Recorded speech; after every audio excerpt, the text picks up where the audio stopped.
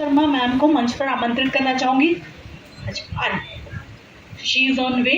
Without further do taking the things forward, जैसे हमने कहा है कि इतिहास हमेशा कुछ समझ को आगे बढ़ाता है, तो आज पूर्ण समझ को हम आगे बढ़ाएंगे। हम सब के प्रिय साथी डॉक्टर चैनिका उनियाल पांडा जी की पुस्तक, जो कि बहुत ही बेहतरीन विषय पर है, सोवियत संघ क्रांति से विघटन तक। आइए कार्यक्रम में को करते हुए शुरुआत आज के कार्यक्रम के मुख्य अतिथि को मंच पर हम बुलाएंगे। जिस प्रकार से बशीर बदर साहब ने कहा है, हम भी दरिया हैं, हमें अपना हुनर मालूम है, जिस तरफ भी चल पड़ेंगे रास्ता हो जाएगा। तो साथियों, जोरदार तालियों के साथ आज के कार्यक्रम के मुख्य अतिथि आदरणीय श्री पवन खेड़ा जी, अध्यक्ष मीडिया एंड प्रचार विभाग, ऑल इंडिया कांग्रेस कमेटी को मैं मंच पर बुलाऊंगी। सर प्रणाम, स्वागत, वंदन, अभिनंदन। तालियों की मुझे आवाज नहीं आ रही।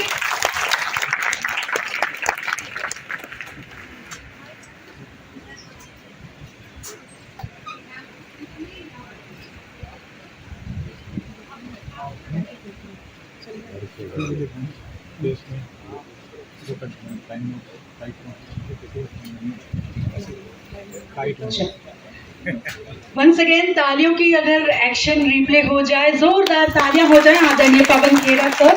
सर ग्रीटिंग्स, नमस्कार and a warm welcome. Shri Pawan Khera ji does not need any introduction, आप किसी परिचय के मोहताज तो नहीं हैं, लेकिन जब आज हम देखते हैं कि किस प्रकार से सभी देशवासियों के मुख पर एक बात है कि ऑल इंडिया कांग्रेस कमेटी का जो मीडिया और प्रचार विभाग है, वो हर भारतीय नागरिक की सोच को परिवर्तित करने में एक बहुत अहम भूमिका निभा रहा है, तो निश्चित रूप से सर उसका जो श्रेय है आपकी मेहनत को जाता है। तालियों के साथ everyone welcoming Shri Pawan Khera ji, chairman media and Publicity Department, All India Congress Committee.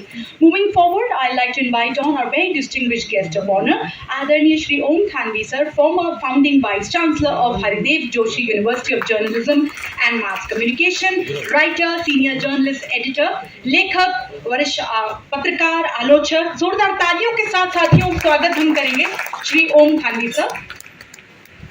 Sir नमस्कार।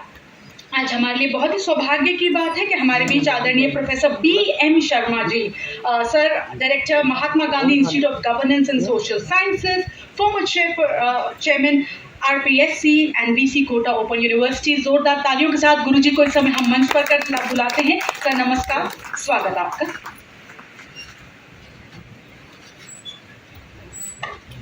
मैं आप सबको बताना चाहती हूँ कि आदरणीय धीरज श्रीवास्तव जी ने हमें एक बहुत ही विशेष संदेश भेजा है कि किसी वजह से वो आज हमारे बीच उपस्थित नहीं है, लेकिन उन्होंने ढेर सारी शुभकामनाएं आज के इस कार्यक्रम व हमारे सबके साथी डॉक्टर चैनिका जी को प्रस्तुत करनी है। मैं इस समय doctor Chainika Uniyal Panda ji, distinguished academician at the university of Delhi, famous historian and above all a person committed to the cause of welfare of humanity and women empowerment। चैनिका जी, मैं आपको मंच पर बुलाऊंगी कि आज की जो हमारी लेखिका है उनको हम तालियों से सम्मानित करते हैं और शुभकामनाएं देते हैं। बधाई, शुभकामनाएं, साधुवाद चैनिका ji. And I would then also request चैनिका ji to welcome our chief guest आदरणीय पवन खेड़ा सर। पवन सर, यदि आप इसमें थोड़ा सा आगे आए और हमारे साथ।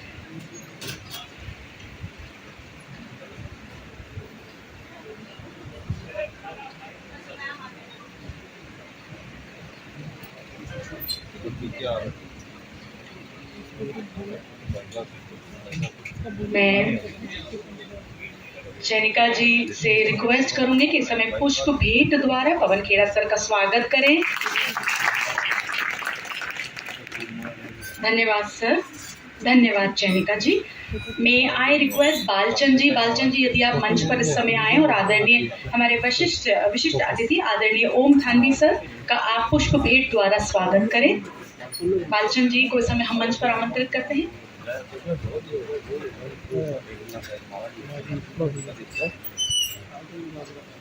आइए सर, कुछ तालियां अगर हो जाए। बहुत ही सुंदर शाम है जिसे हमने इस प्रकार से मार्क ट्वेन ने बिल्कुल सही कहा है, that good friends, good books and sleepy consign, that's an ideal life. एक आदर्श जीवन पुस्तक के साथ। और इस समय बालचंद जी भेंट कर रहे हैं, ओम सर स्वागत कर रहे हैं ओम थानवी सर का। सर स्वागत। अब मैं सागर कुकरेती जी को इस समय मंच पर बुलाऊंगी। सागर जी, आप हमारे साथ आए और आदरणीय प्रोफेसर BM शर्मा सर को पुष्प भेंट द्वारा स्वागत और सम्मान करें।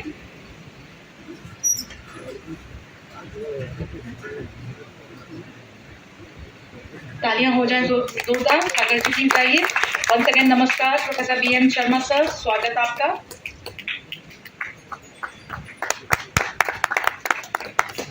मैं इस समय देख सकती हूँ आदरणीय प्रोफेसर सतीश कुमार राय सर भी हमारे बीच हैं, नेशनल कोऑर्डिनेटर RGSC। सर यदि आप इस समय 1 मिनट खड़े हो जाएं। मैं आदरणीय विजय माली जी से अनुरोध करूंगी कि इस समय आगे आए। सतीश सर का इस समय आप स्वागत करें और यदि हम सब साथी इस लम्हे को यादगार बना दें तालियों की गड़गड़ाहट के साथ। धन्यवाद। ओ सर नमस्कार। एक बार फिर आपको मंच से आपका आशीर्वाद सदा और स्नेह सदा बना रहे। बहुत बहुत धन्यवाद। मैं देख सकती हूँ आदरणीय रविकांत सोनी जी भी हमारे बीच हैं, जज हाईकोर्ट। सर नमस्कार आपको। सर प्लीज 1 मिनट कदम के लिए join us and will request Chunilal ji. जी हाँ चुनीलाल जी, आपका स्वागत है और आपसे मैं रिक्वेस्ट करूंगी कि आदरणीय श्री रविकांत सोनी जी का स्वागत करें और हम सभी साथी इस लम्हे को यादगार बनाएं तालियों द्वारा।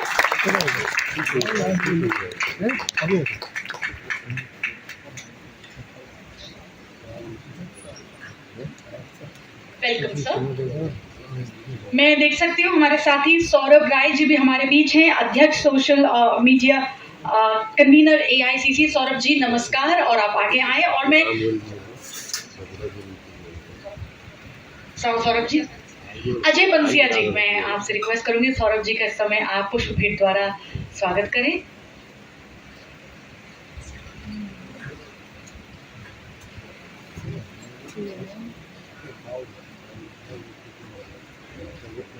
अजय बंसिया जी रिक्वेस्टिंग। अजय बंसिया जी। मैं रिक्वेस्ट आदरणीय दिनेश आर्य जी, प्रोफेसर दिल्ली यूनिवर्सिटी। सर आप इस समय आगे आएंगे प्लीज। दिनेश जी से मैं स्वागत करेंगे। सौरभ जी।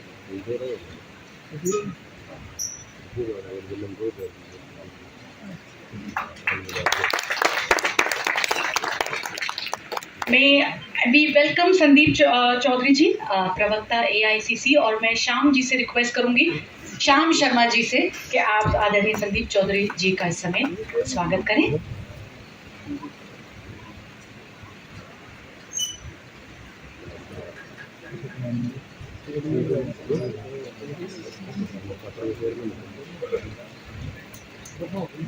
तालियां तो बनती हैं साथियों, बहुत ही सुंदर उत्सव है, बहुत ही बेहतरीन शाम है। और आइए आज के इस बेहतरीन उत्सव को आगे बढ़ाते हुए मैं मंच पर उपस्थित हमारे साथ आदरणीय अतिथिगण से एक बार अनुरोध करूंगी कि इस समय दीप प्रज्वलन के साथ आज के कार्यक्रम को हम गति प्रदान करें। Requesting the dignitaries to join us for lighting the sacred lamp. तो पाते हुए माँ सरस्वती का आशीर्वाद, यही कहते हुए कि जो शिक्षा की, जो ज्ञान की जो गति है, इसमें सदा आए रफ्तार। वंस अगेन आदरणीय पवन खेड़ा जी, आदरणीय प्रोफेसर BM शर्मा जी, आदरणीय श्री ओम थानवी जी। और अब से कुछ ही देर में कार्यक्रम की अध्यक्षता जो है, कार्यक्रम के अध्यक्ष जो है आदरणीय प्रोफेसर साधना शर्मा जी भी हमारे बीच होंगी। मैं चैनिका जी से भी कहूंगी कि आप इस लम्हे का एक भाग बने और सभी साथी आप लोग यदि इस पुस्तक को, आज के उत्सव को तालियों के रूप में आशीर्वाद जरूर प्रदान करें। बहुत बहुत धन्यवाद। जहाँ ज्ञान है वही सुख है, बिना ज्ञान पूरा जीवन दुख है। तो आज जीवन में सुख की इस लहर को आगे बढ़ाते हुए सोवियत संघ क्रांति से विघटन तक पुस्तक विमोचन, लेखिका डॉक्टर चैनिका उनियाल जी, और साथ इस कार्यक्रम की शोभा बढ़ाते हुए आदरणीय पवन खेड़ा जी, श्री ओम थानवी जी, श्री प्रोफेसर BM शर्मा जी, बस हम सभी अतिथिगण एक बार फिर सबको नमन, वंदन व अभिनंदन। Greetings and warm welcome to everyone.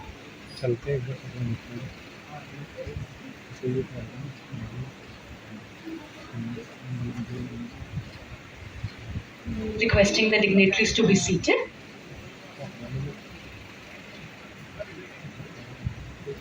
मैं सभी अतिथिगण से अनुरोध करूंगी कृपया विराजमान हो. Please be seated. धन्यवाद. Thank you so much. Once again, as we extend a very warm welcome to all our distinguished guests, I would request our author, before we take the deliberations forward, देखिए जब कोई भी लेखक और जब भी कोई अकादमिक जगत से व्यक्ति कोई काम करता है तो उसके पीछे कहीं ना कहीं बहुत सारी प्रेरणा होती है, बहुत सारी ऊर्जा होती है जो उसको उस पथ पर आगे बढ़ाता है.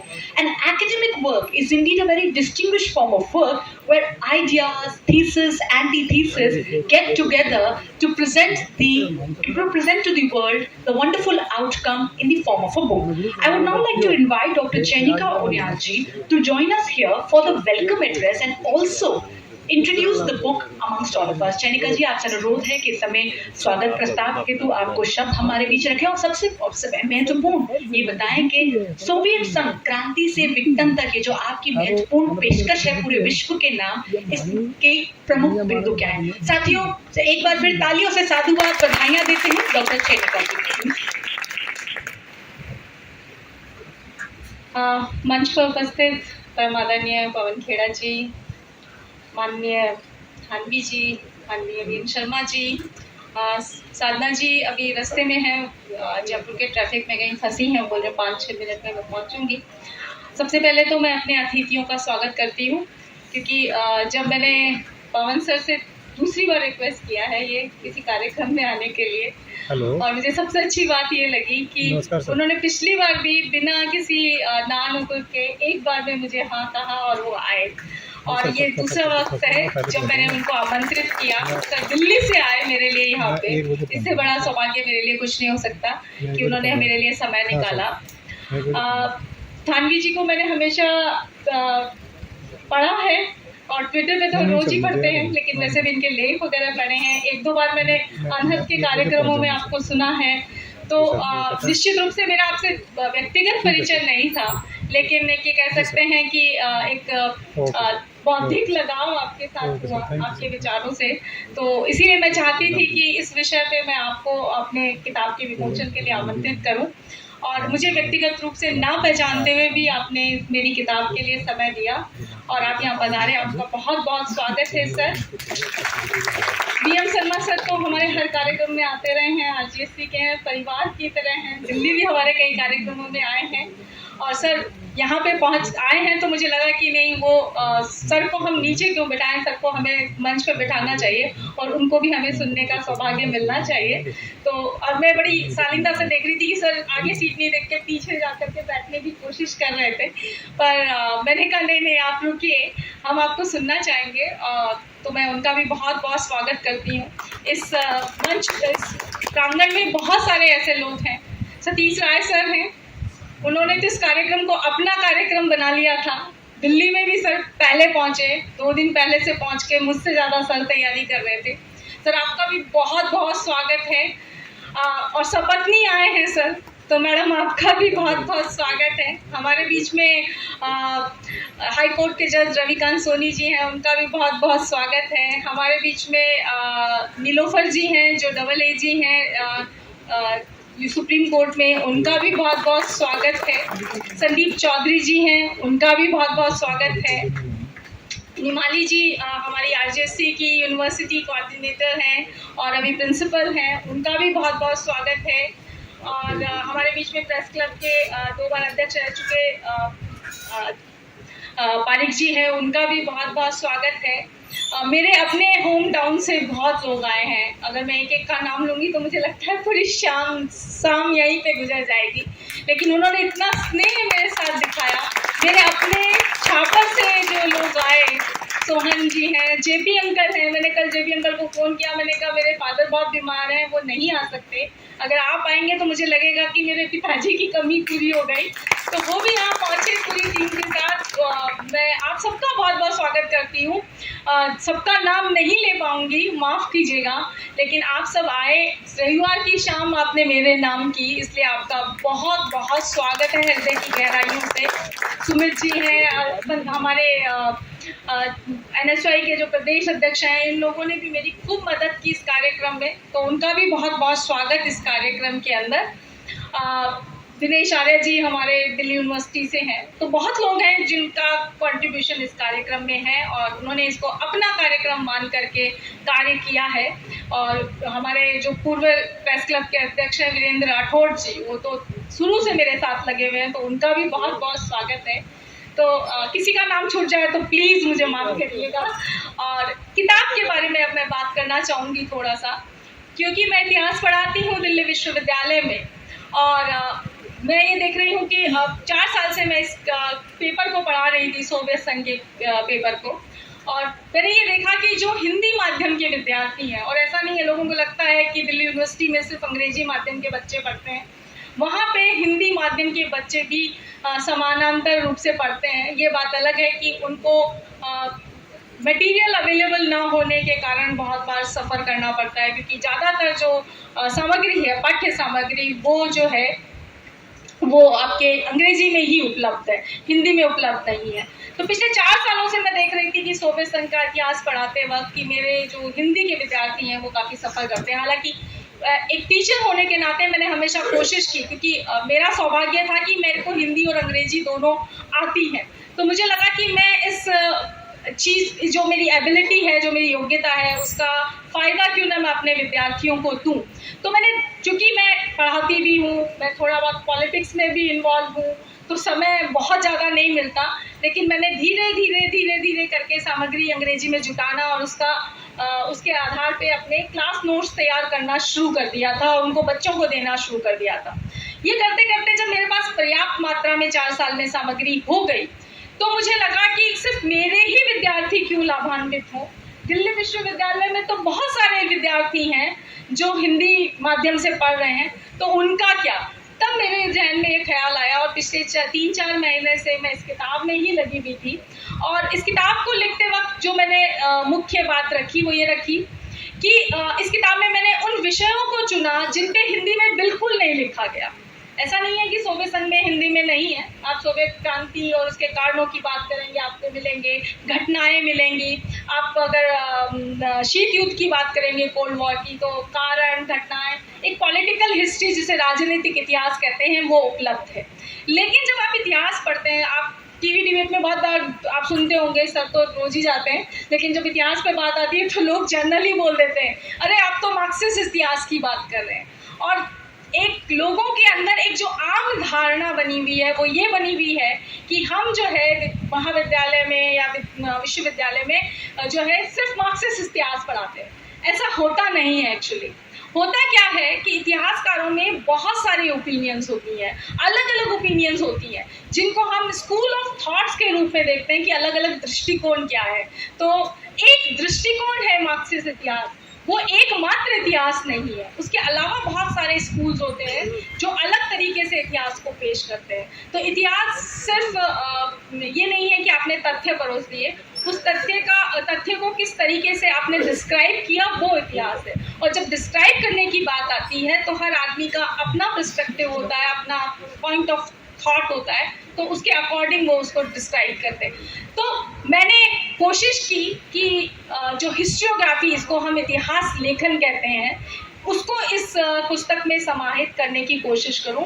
और मैंने, चाहे रूस की क्रांति हो, शीत युद्ध हो, इनके ऊपर इतिहास लेखन, जो अलग अलग इतिहासकारों की राय क्या है, इतिहासकारों के बीच में विवाद क्या है, उनके बीच में बहस क्या है, उसको समाहित करने की कोशिश की है, ताकि मेरे विद्यार्थी ही नहीं बल्कि अगर कोई इतिहास में रुचि रखने वाला व्यक्ति भी इतिहास को पढ़े तो उसको भी एक अलग अलग दृष्टिकोण से एक ही क्रांति को आप कैसे देख सकते हैं वो पता लग सके।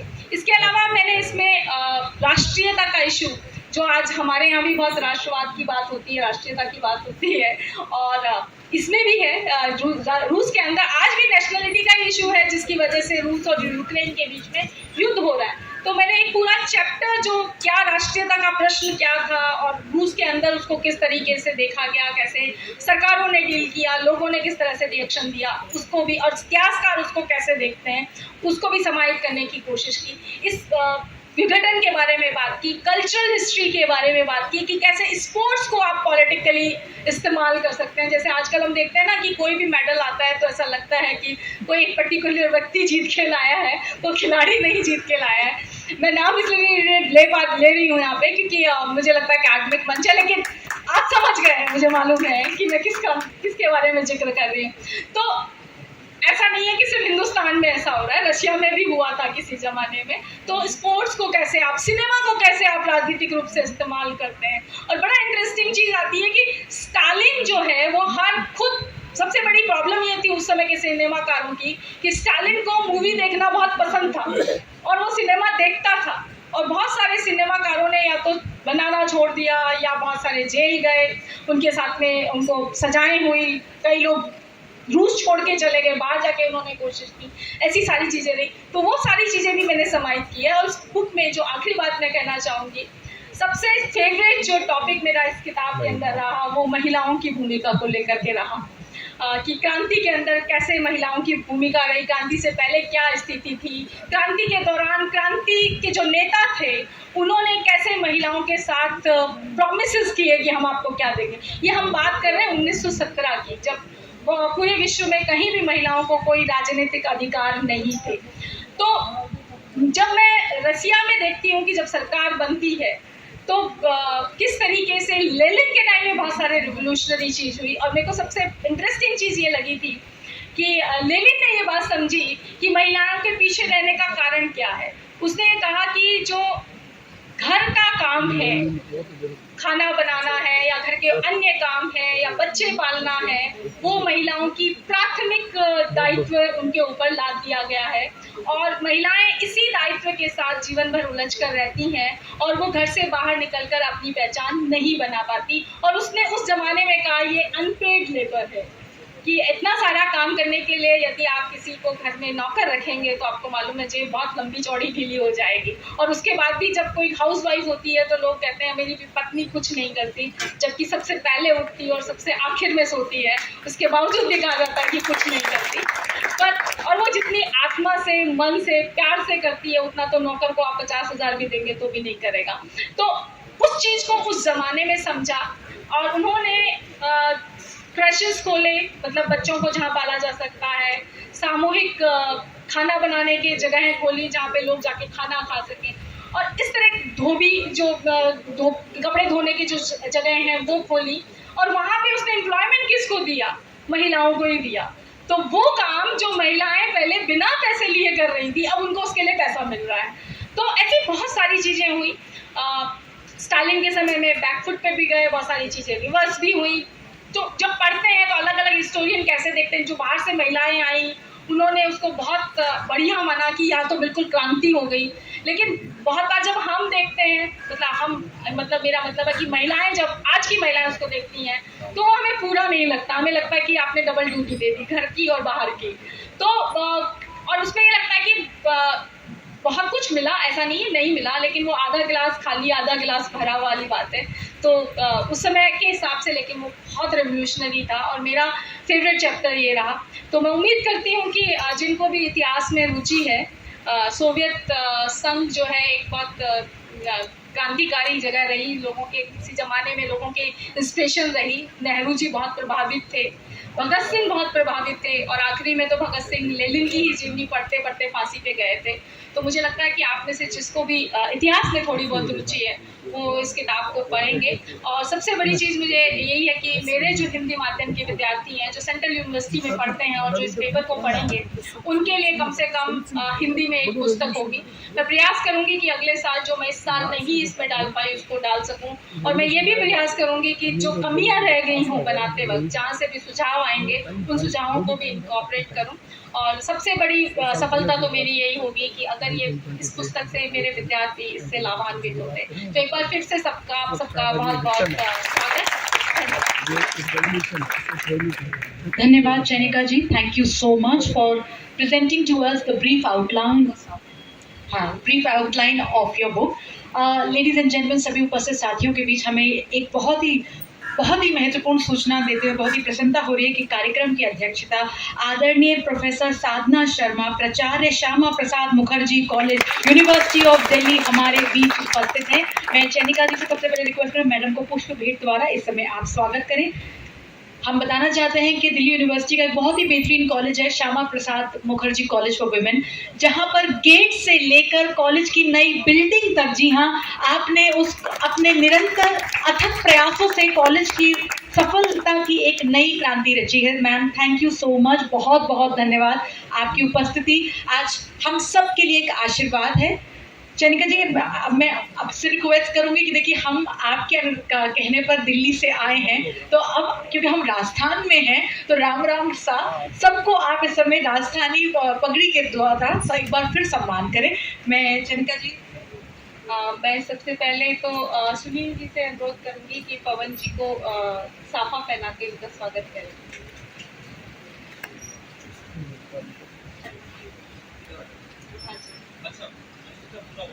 ये बांध के लाए सर।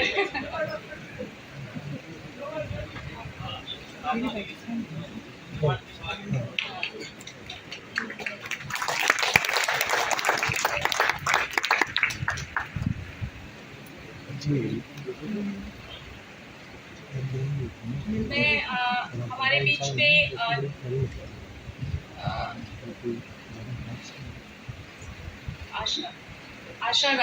आशा वर्मा जी हैं। आशा वर्मा जी प्लीज आइए, और मैम को, हमारी साधना मैम को, साधना शर्मा जी को सभा पहनाकर स्वागत करें। अच्छा, पकड़ी है।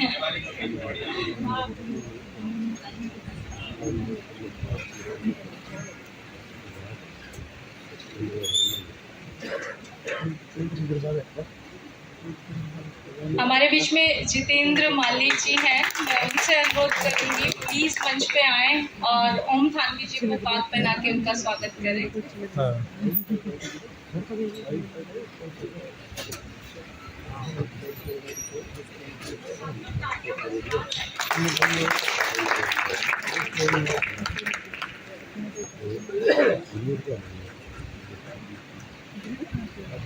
हमारे बीच में रमेश इंदौरिया जी भी हैं, मैं उनसे भी अनुरोध करूंगी कि कृपया मंच पर आए।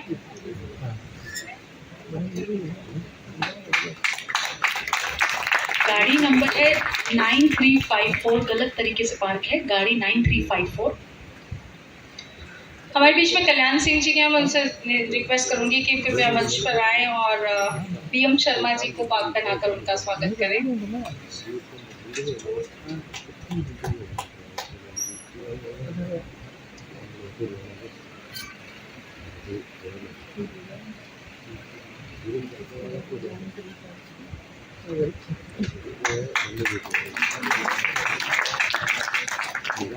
हिमाली मैम, आप आमना जी को पाग पहनाइए, मैं चाहती हूँ।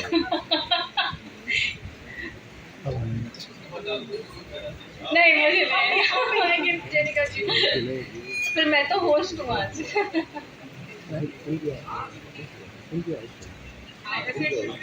आइए मैम के साथ।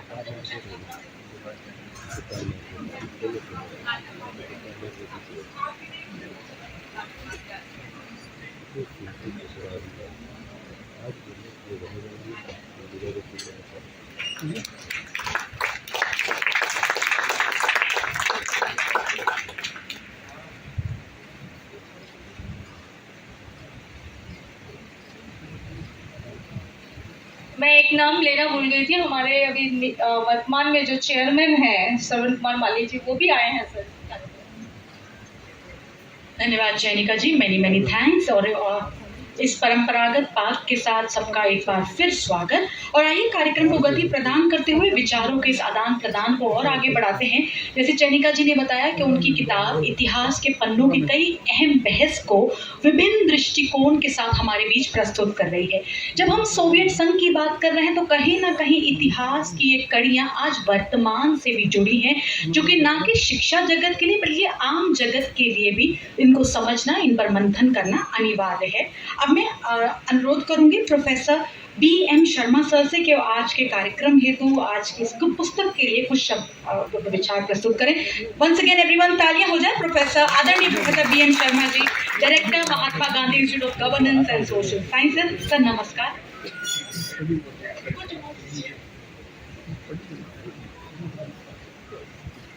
श्रद्धेय पवन खेड़ा साहब, भाई थानवी साहब, madam Sharma Delhi and doctor चैनिका, मेरे सामने बैठे हमारे अजीज सतीश राय साहब, खान साहब, मैडम राय, दीपाली जी साहब, वीरेंद्र बना, वैष्णव साहब, सल्ले साहब और बहुत सारे साथी इस कार्यक्रम से जुड़े हुए।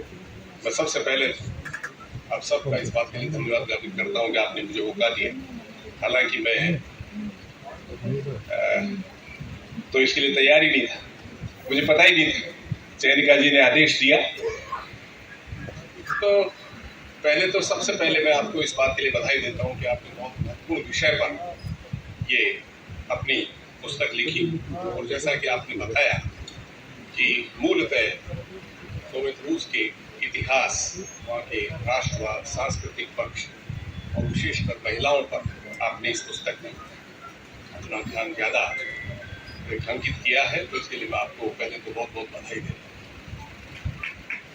जहाँ तक इतिहास की बात है, मैं तो मूलतः राजनीति विज्ञान का विद्यार्थी हूँ और राजनीति विज्ञान के विद्यार्थी के रूप में हमने सोवियत रूस को शीत युद्ध के संदर्भ में ज्यादा पढ़ा है।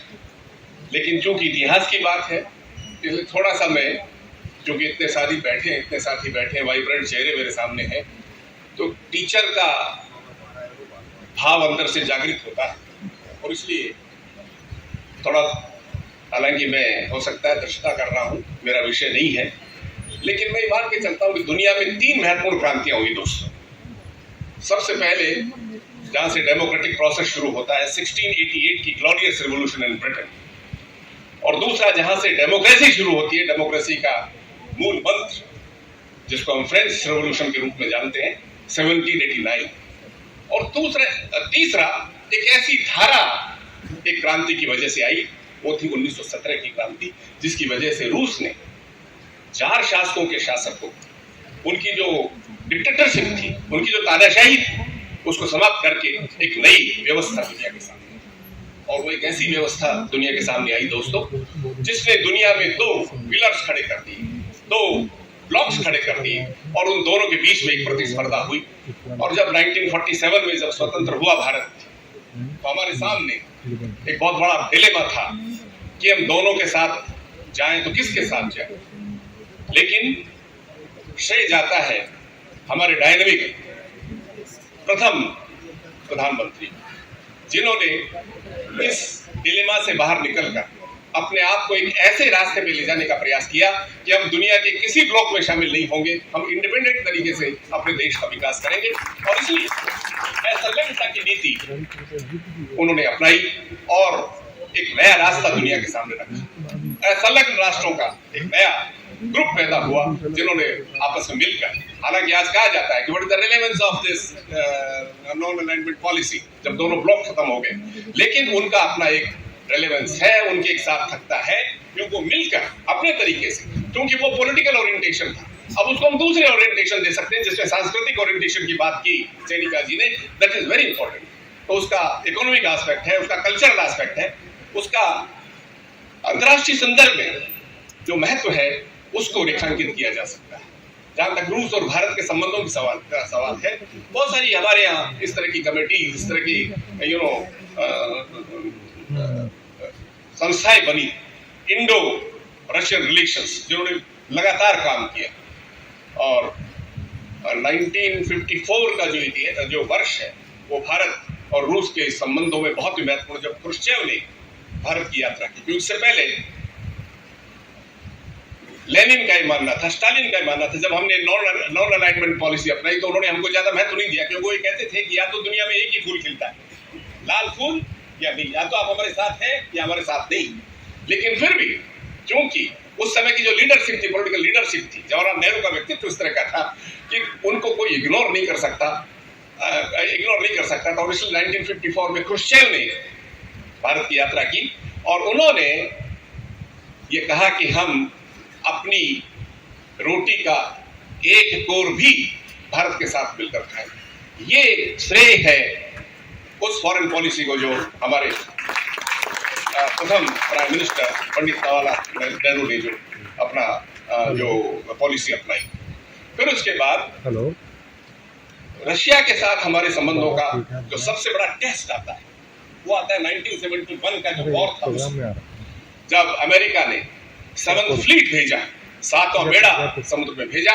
उस समय रूस, सोवियत रूस सिक्योरिटी काउंसिल में हमारे रेस्क्यू के लिए आया और उसने धमकी दी और इसलिए उस 7th फ्लीट को वही रोकना पड़ा। और उसमें आपको पता है कि भारत एक बहुत सशक्त राष्ट्र के रूप में उभर के आया। आयरन लेडी ने जिस तरह से उस युद्ध का सामना किया और 92,000 सैनिकों को आत्मसमर्पण करना पड़ा। यह है इतिहास, यह है दोस्ती और यह है लीडरशिप पंडित नेहरू की और हमारी आयरन लेडी इंदिरा गांधी। तो दोस्तों, हमारे राष्ट्र के निर्माण में, उसके विकास में सोवियत रूस की अहम भूमिका रही है। और हमारे बहुत सारे जो नेता थे राष्ट्रीय आंदोलन के दौरान, और विशेषकर मैं उल्लेख करना चाहूंगा पंडित जी को। उन्होंने 1927 में जब यात्रा की रूस को, तो उन्होंने रूस में किस तरह से आर्थिक विकास हो रहा है उसका बहुत ही नजदीकी से अध्ययन किया और ये देखा कि रूस जो है वो प्लानिंग के माध्यम से, योजना के माध्यम से अपने विकास कर रहा है। तो इसीलिए उन्होंने राष्ट्रीय आंदोलन के दौरान ये तय कर लिया था कि हमारे देश का विकास हम प्लानिंग के माध्यम से करेंगे, योजना के माध्यम से करेंगे और योजना के माध्यम से नियोजित तरीके से हमारा विकास हुआ। लेकिन दुर्भाग्य से वर्तमान जो सरकार है उसने आते ही सबसे पहले प्लानिंग डिपार्टमेंट में अटैक किया और प्लानिंग की जो व्यवस्था है उसको समाप्त करके एक नया रास्ता अपनाने का प्रयास किया, जिसका आज तक पता ही नहीं है कि वो कौन क्या कर रहा है। एक ऐसे व्यक्ति को आपने रिजर्व बैंक का अध्यक्ष बना रखा है जिसका इकोनॉमिक्स से कोई लेन देन नहीं। ये जो मैन ऑफ हिस्ट्री, हालांकि हिस्ट्री पढ़ना बहुत अच्छी बात है, लेकिन इकोनॉमिक डेवलपमेंट के लिए जब तक आपका बेसिक सब्जेक्ट नहीं होगा, आप अपना देश का आर्थिक विकास किस तरह से करेंगे। तो बहुत सारी चीजें हैं। इसलिए मैं, क्योंकि विद्यार्थी हूं राजनीति विज्ञान का, इसलिए इस संदर्भ में वर्तमान समय में देश में जिस तरह की परिस्थितियां हैं दोस्तों, उसमें हमको अपने देश की नीतियां, वर्तमान समय में जो परिस्थितियां उनको दृष्टिगत रखते हुए हम सबको जो एक इस विचारधारा का अनुसरण करने वाले हैं, जो इस विचारधारा को मानने वाले हैं, उनको इस बात का पुरजोर तरीके से चीजों को उठाना चाहिए। क्योंकि आज ऐसी व्यवस्थाएं हैं कि अगर हम खड़े नहीं हुए तो देश का अस्तित्व समाप्त हो जाएगा। देश का जो मूल मंत्र है, मूल जो सोच है, गंगा जमुनी संस्कृति, वो संस्कृति समाप्त हो जाएगी, संविधान समाप्त हो जाएगा, लोकतंत्र समाप्त हो जाएगा। इसलिए हमारे राष्ट्रीय आंदोलन के कर्णधारों ने जिस तरह से देश को आजादी दिलाई और जिस तरह से 70 वर्षों में देश का विकास हुआ, उस विकास को ये लोग बाग भुलाने का प्रयास कह रहे हैं 70 वर्षों में कुछ नहीं है। दोस्तों, ये बहुत सीरियस बात है, हमको इसको रेखांकित करना चाहिए कि अगर 70 वर्षों में नहीं हुआ तो आप प्राइम मिनिस्टर कैसे बन सकते थे? डेमोक्रेसी को कैसे वापस सशक्त किया जाए, लोकतांत्रिक संस्थाओं को कैसे बचाया जाए, लोक संवैधानिक संस्थाओं को किस तरह से बचाया जाए, इस पर विचार करने की आवश्यकता है। मुझे आपने समय दिया, इसके लिए मैं आपका बहुत बहुत हृदय से आभार व्यक्त करता हूँ। बहुत बहुत धन्यवाद। बहुत बहुत जय हिंद, जय भारत, जय जगत। मैनी थैंक्स सर, बहुत बहुत धन्यवाद। कार्यक्रम में मैं देख सकती हूँ हमारे साथ बहुत ही खास अतिथि उपस्थित हैं। मैं देख सकती हूँ आदरणीय RC चौधरी जी हमारे बीच उपस्थित हैं। सर, मंच से आपको नमस्कार। मैं एडवोकेट मनोज जी को इस समय रिक्वेस्ट करूंगी कि आप आदरणीय RC चौधरी सर को इस समय पुष्प भेंट द्वारा स्वागत करें। चौधरी सर, यदि RC चौधरी जी जोरदार तालियां हो जाएं। और मैं एडवोकेट मनोज जी सर, स्वागत आपका।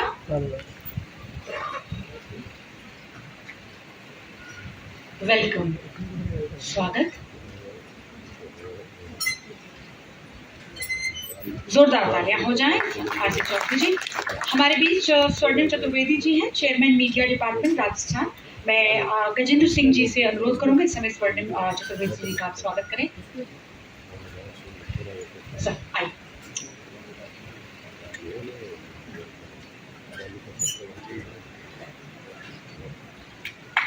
जोरदार तालियां हो जाएं। हमारे बीच शैलेंद्र यादव जी हैं, प्रवक्ता हैं आप, और मैं दीवान सिंह जी से रिक्वेस्ट करूंगी कि इस समय आप स्वागत करें सर। जोरदार तालियां वंस अगेन सभी का स्वागत, once again warm greetings and warm welcome to all the distinguished guest. तालियों में जरा सा रफ्तार आ जाए, कुछ तीव्रता आ जाए। बहुत बहुत धन्यवाद। ये तालियां ऊर्जा है जो किसी भी शैक्षणिक प्रयास को बहुत ज्यादा समर्थन देती है। धन्यवाद। कार्यक्रम को आगे बढ़ाते हुए इस समय आज के कार्यक्रम के विशिष्ट अतिथि आदरणीय Shri Om Thanvi sir, renowned writer, senior journalist, editor, critic. अब मैं आपको मंच पर आमंत्रित करूंगी आपके विचारों के साथ। आइए इस किताब के बारे में जानते हैं। सर नमस्कार। Over to Om Thanvi sir.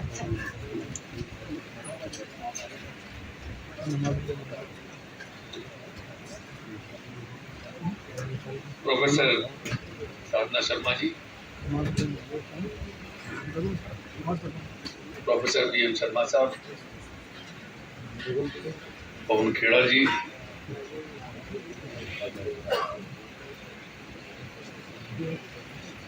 चैनिका जी को बधाई, और उनके प्रकाशक स्वराज प्रकाशन जिन्होंने किताब छापी है उनको भी बधाई। इस किताब की विशेषता ये है कि अंतर्राष्ट्रीय मामलों में ज़्यादातर जो किताबें लिखी जाती हैं अंग्रेजी में सोची जाती हैं, अंग्रेजी में लिखी जाती हैं, और जब आप हिंदी में पढ़ते हैं तो आपको लगता है कि आप अनुवाद पढ़ रहे हैं। इस किताब की, चूँकि मैंने इसको थोड़ा बहुत पढ़ा है, थोड़ा बहुत इसलिए कहता हूँ थोड़ा देर से मुझको मिली, पर ये किताब मूल हिंदी में लिखी गई है, इसलिए चूँकि मैं हिंदी का पत्रकार हूँ, हिंदी में सोचता हूँ, सहज हिंदी नहीं मिलती है। ये किताब की पहली खूबी तो ये है कि ये सहजता से हिंदी में लिखी गई है, ये पढ़ते हुए लगता है। और पाठ्य पुस्तकें, क्योंकि पाठ्य पुस्तकें ज़्यादातर जो होती हैं वो, ये तो मैं नहीं कहूँगा कि चोरी का सामान होती है, क्योंकि आजकल काफ़ी ऐसे यंत्र बन गए हैं कि चोरी को रोका जाए। इसका मतलब चोरी काफ़ी होती थी, तो अब वो मशीनें जो है विश्वविद्यालयों में और सब जगह कि कैसे पकड़ा जाए, लेकिन चोरी होती थी और उसके बाद में अनुवाद होता था, तो आपको पता नहीं चलता था कि आप पढ़ क्या रहे हैं। हिंदी में परीक्षाएं होने लगी, हिंदी में पाठ्य पुस्तकें भी आने लगी, लेकिन वो पाठ्य पुस्तकों का जो बुनियाद थी, उसकी बुनियाद में अनुवाद की मानसिकता थी। तो पहली बात तो मैं इसके लिए आपको बधाई देना चाहता हूँ। दूसरा, इस किताब का कलेवर काफ़ी बड़ा है। इसमें आपको सोवियत क्रांति का तो जाहिर है, चूँकि उसमें आपको उसका जिक्र मिलेगा ही, मार्क्सवाद भी उसमें आएगा, किस तरीके से लेनिन, स्टालिन उत्तराधिकारी हुए, उनकी प्रेरणाएं, क्रांति, पूरा का पूरा 17 का जो आंदोलन था, फिर किसानों के बारे में, महिलाओं के बारे में, यहाँ तक कि साहित्य और सिनेमा के बारे में भी एक पूरा अध्याय है। खेल को भी उसमें उन्होंने समेटा है। और मेरी जिज्ञासा ये जानने में भी थी कि जब ये साहित्य पे लिख रही हैं तो रूस में जो साहित्यकारों का दमन हुआ उस पर भी कुछ अलग से है कि नहीं, पर वो भी आगे जो जिज्ञासा थी वो शांत होती चलेगी, उसको भी उन्होंने उसकी भी चर्चा इसमें की है। रूस, अमेरिका दुनिया की दो बड़ी ताकतें हैं, लेकिन रूस के बारे में हम ज़्यादा जानते नहीं, क्योंकि रूस में, और जिसकी कीमत रूस को चुकानी भी पड़ी, रूस ने क्रांति तो की और जो बड़ा अच्छा काम हुआ, और रूस से मार्क्स और लेनिन के जो ख्याल निकले उन्होंने भी हमें और हमारे सोच को बदलने में काफ़ी मदद उनको दी। क्योंकि आप एक ऐसे समाज में, जिसका जिक्र थोड़ा इशारा शुरू में किया गया कि आप महिलाओं के बारे में, स्त्रियों के बारे में हम क्या सोचते थे कि घर में खाना बनाने के लिए हैं, घर का कामकाज करने के लिए हैं वगैरह। अभी भी हम लोग, खासकर राजस्थान में, चूँकि एक सामंती पृष्ठभूमि से आते हैं, वो चीज़ें कितनी प्रासंगिक हैं इसको बताने की जरूरत नहीं है। रूस में क्रांति हुई और किसान आबाद हुए, महिलाओं को आज़ादी मिली, बहुत बड़ा काम हुआ, लेकिन बोलने की आज़ादी छिन गई, ये भी एक तथ्य है। जिसके बारे में लोग ज़्यादा बात करने में संकोच करते हैं, मुझको कहने में कोई संकोच नहीं होता है, क्योंकि जो बोलने की जो आज़ादी है, और ख़ासकर इसलिए कि हम एक ऐसे दौर से गुजर रहे हैं जिसमें हमको खुद इस तरह की कई परीक्षाएं इन दिनों में देनी पड़ती हैं कि क्या आप बोलने के लिए आज़ाद हैं। सचमुच आपको बोलने दिया जा रहा है? बोलने के जितने साधन हैं, जितने माध्यम हैं, क्या उन पे कोई शिकंजा तो नहीं कसा जा रहा है? इसलिए रूस का जो परिवेश है, रूस का जो अतीत है, क्योंकि लंबे अरसे तक रूस में ये चीज़ें जो हैं, तमाम अच्छाइयों के बाद में कवि जो थे, लेखक जो थे, मतलब हम रूस के साहित्य को देखें तो इतना महान साहित्य वहाँ पे लिखा गया, 5 बार तो नोबेल ही वहाँ पे मिला, और बगैर टॉल्स्टॉय के, बगैर दोस्तोयेव्स्की के, बगैर पुश्किन के हम लोग कल्पना नहीं कर सकते हैं साहित्य की। लेकिन ये भी सच है कि किस तरह से सोल्जेनित्सिन, ब्यूनिन, सलामोव, एक लंबी सूची आपको मिलेगी जिसमें लोग या तो देश निकाला उनको दे दिया गया, या ऐसे हुए जिनको गुलाग, जो सरकार के ऐसे द्वीप जहाँ पे आप उनसे मेहनत करवाएं, कसरत करवाएं, मजदूर की तरह, एक तरीके से यातना के शिविर वहाँ, और लोगों को वहाँ पे फांसी तक भी हुई। और इस परिवेश में आप कहें, मैं चूंकि पत्रकार हूँ तो मैं कभी जान नहीं पाया कि वहाँ की पत्रकारिता क्या है। एक प्रावदा नाम के अखबार के बारे में हम लोग जानते थे, लेकिन एक बंद समाज जो है, एक बंद समाज हुआ। लेकिन बाद में जब ये ग्लासनोस्ट और पेरेस्ट्रोइका का ज़माना आया, और वो हमारे यहाँ इमरजेंसी के थोड़े बाद की बात है, उसके बाद ये कहा गया कि थोड़ा खुलापन जो है उस समाज में आ रहा है। लेकिन उसके बाद में वहाँ पे क्या स्थितियाँ हुई, ये भी हमने बहुत करीब से देखा है। मैं इस चीज़ का जिक्र इसलिए कर रहा हूँ कि ये हमारे परिवेश में बहुत प्रासंगिक है। राष्ट्रवाद की बात भी हुई, ये भी हमारे परिवेश में, जिसमें पूरा एक अध्याय आपने राष्ट्रीयता को लेकर के दिया है, वो भी हमारे उसमें जरूरी है, क्योंकि जरूरत से ज़्यादा किसी चीज़ के ऊपर जोर देना, उसमें भी कई बार एक बेईमानी होती है जो दी गई, और बार बार इस चीज़ के लिए पुकार हुई कि आप राष्ट्र के लिए कर रहे हैं, आप देश के लिए कर रहे हैं, आप किसानों के लिए कर रहे हैं, आप फला, तो आप एक तरीके से जो स्टेट है, जो शासन है, वो एक तरह से डिक्टेट करने लगा साहित्यकारों को भी, पत्रकारों को भी, कि आपको ये काम करना है, आपका दायित्व ये है। और इस तरह से जब नागरिक किसी परीक्षा से गुजरता है तो उसका अहम जो है, उसका जो स्वाभिमान है, तो वो ठेस पहुंचती है। जैसे इस दौर में हमको लगता है इसकी परीक्षा देनी पड़ रही है कि हम राष्ट्रवादी हैं कि नहीं हैं। हमें जैसे ललाट के ऊपर एक झंडा टांग के कुछ दिनों में निकलना पड़ेगा कि नहीं, मेरे पास में भी है, मैं हूँ, अब मान लीजिए। ये इस किस्म का जो एक संदेह मान लीजिए किया जा रहा है, और इसलिए जो बेचारे वो लोग, वो समुदाय जिनको बिल्कुल पराया समझा जा रहा है, पराया बताया जा रहा है, बिल्कुल उनको जब उनको हम पहचान लेते हैं कपड़ों से, उनको उस दिन से पहचाना जा रहा है। चलते हुए रेलगाड़ी में उनकी हत्याएं की जा रही हैं। अगर आप देखें, कभी कभी वो समाज जब आंदोलन के लिए बाहर आता है तो उनमें से बहुत से लोग बहुत सारा तिरंगा लेकर के निकलते हैं कि नहीं नहीं हम भी, कि क्यों उनको इसकी गवाही देनी पड़ रही है। हम जानते हैं कि वो भारत के नागरिक है, संदेह की कोई गुंजाइश ही नहीं है, लेकिन ऐसा माहौल पैदा कर दिया गया है कि उनको बताना पड़ता है।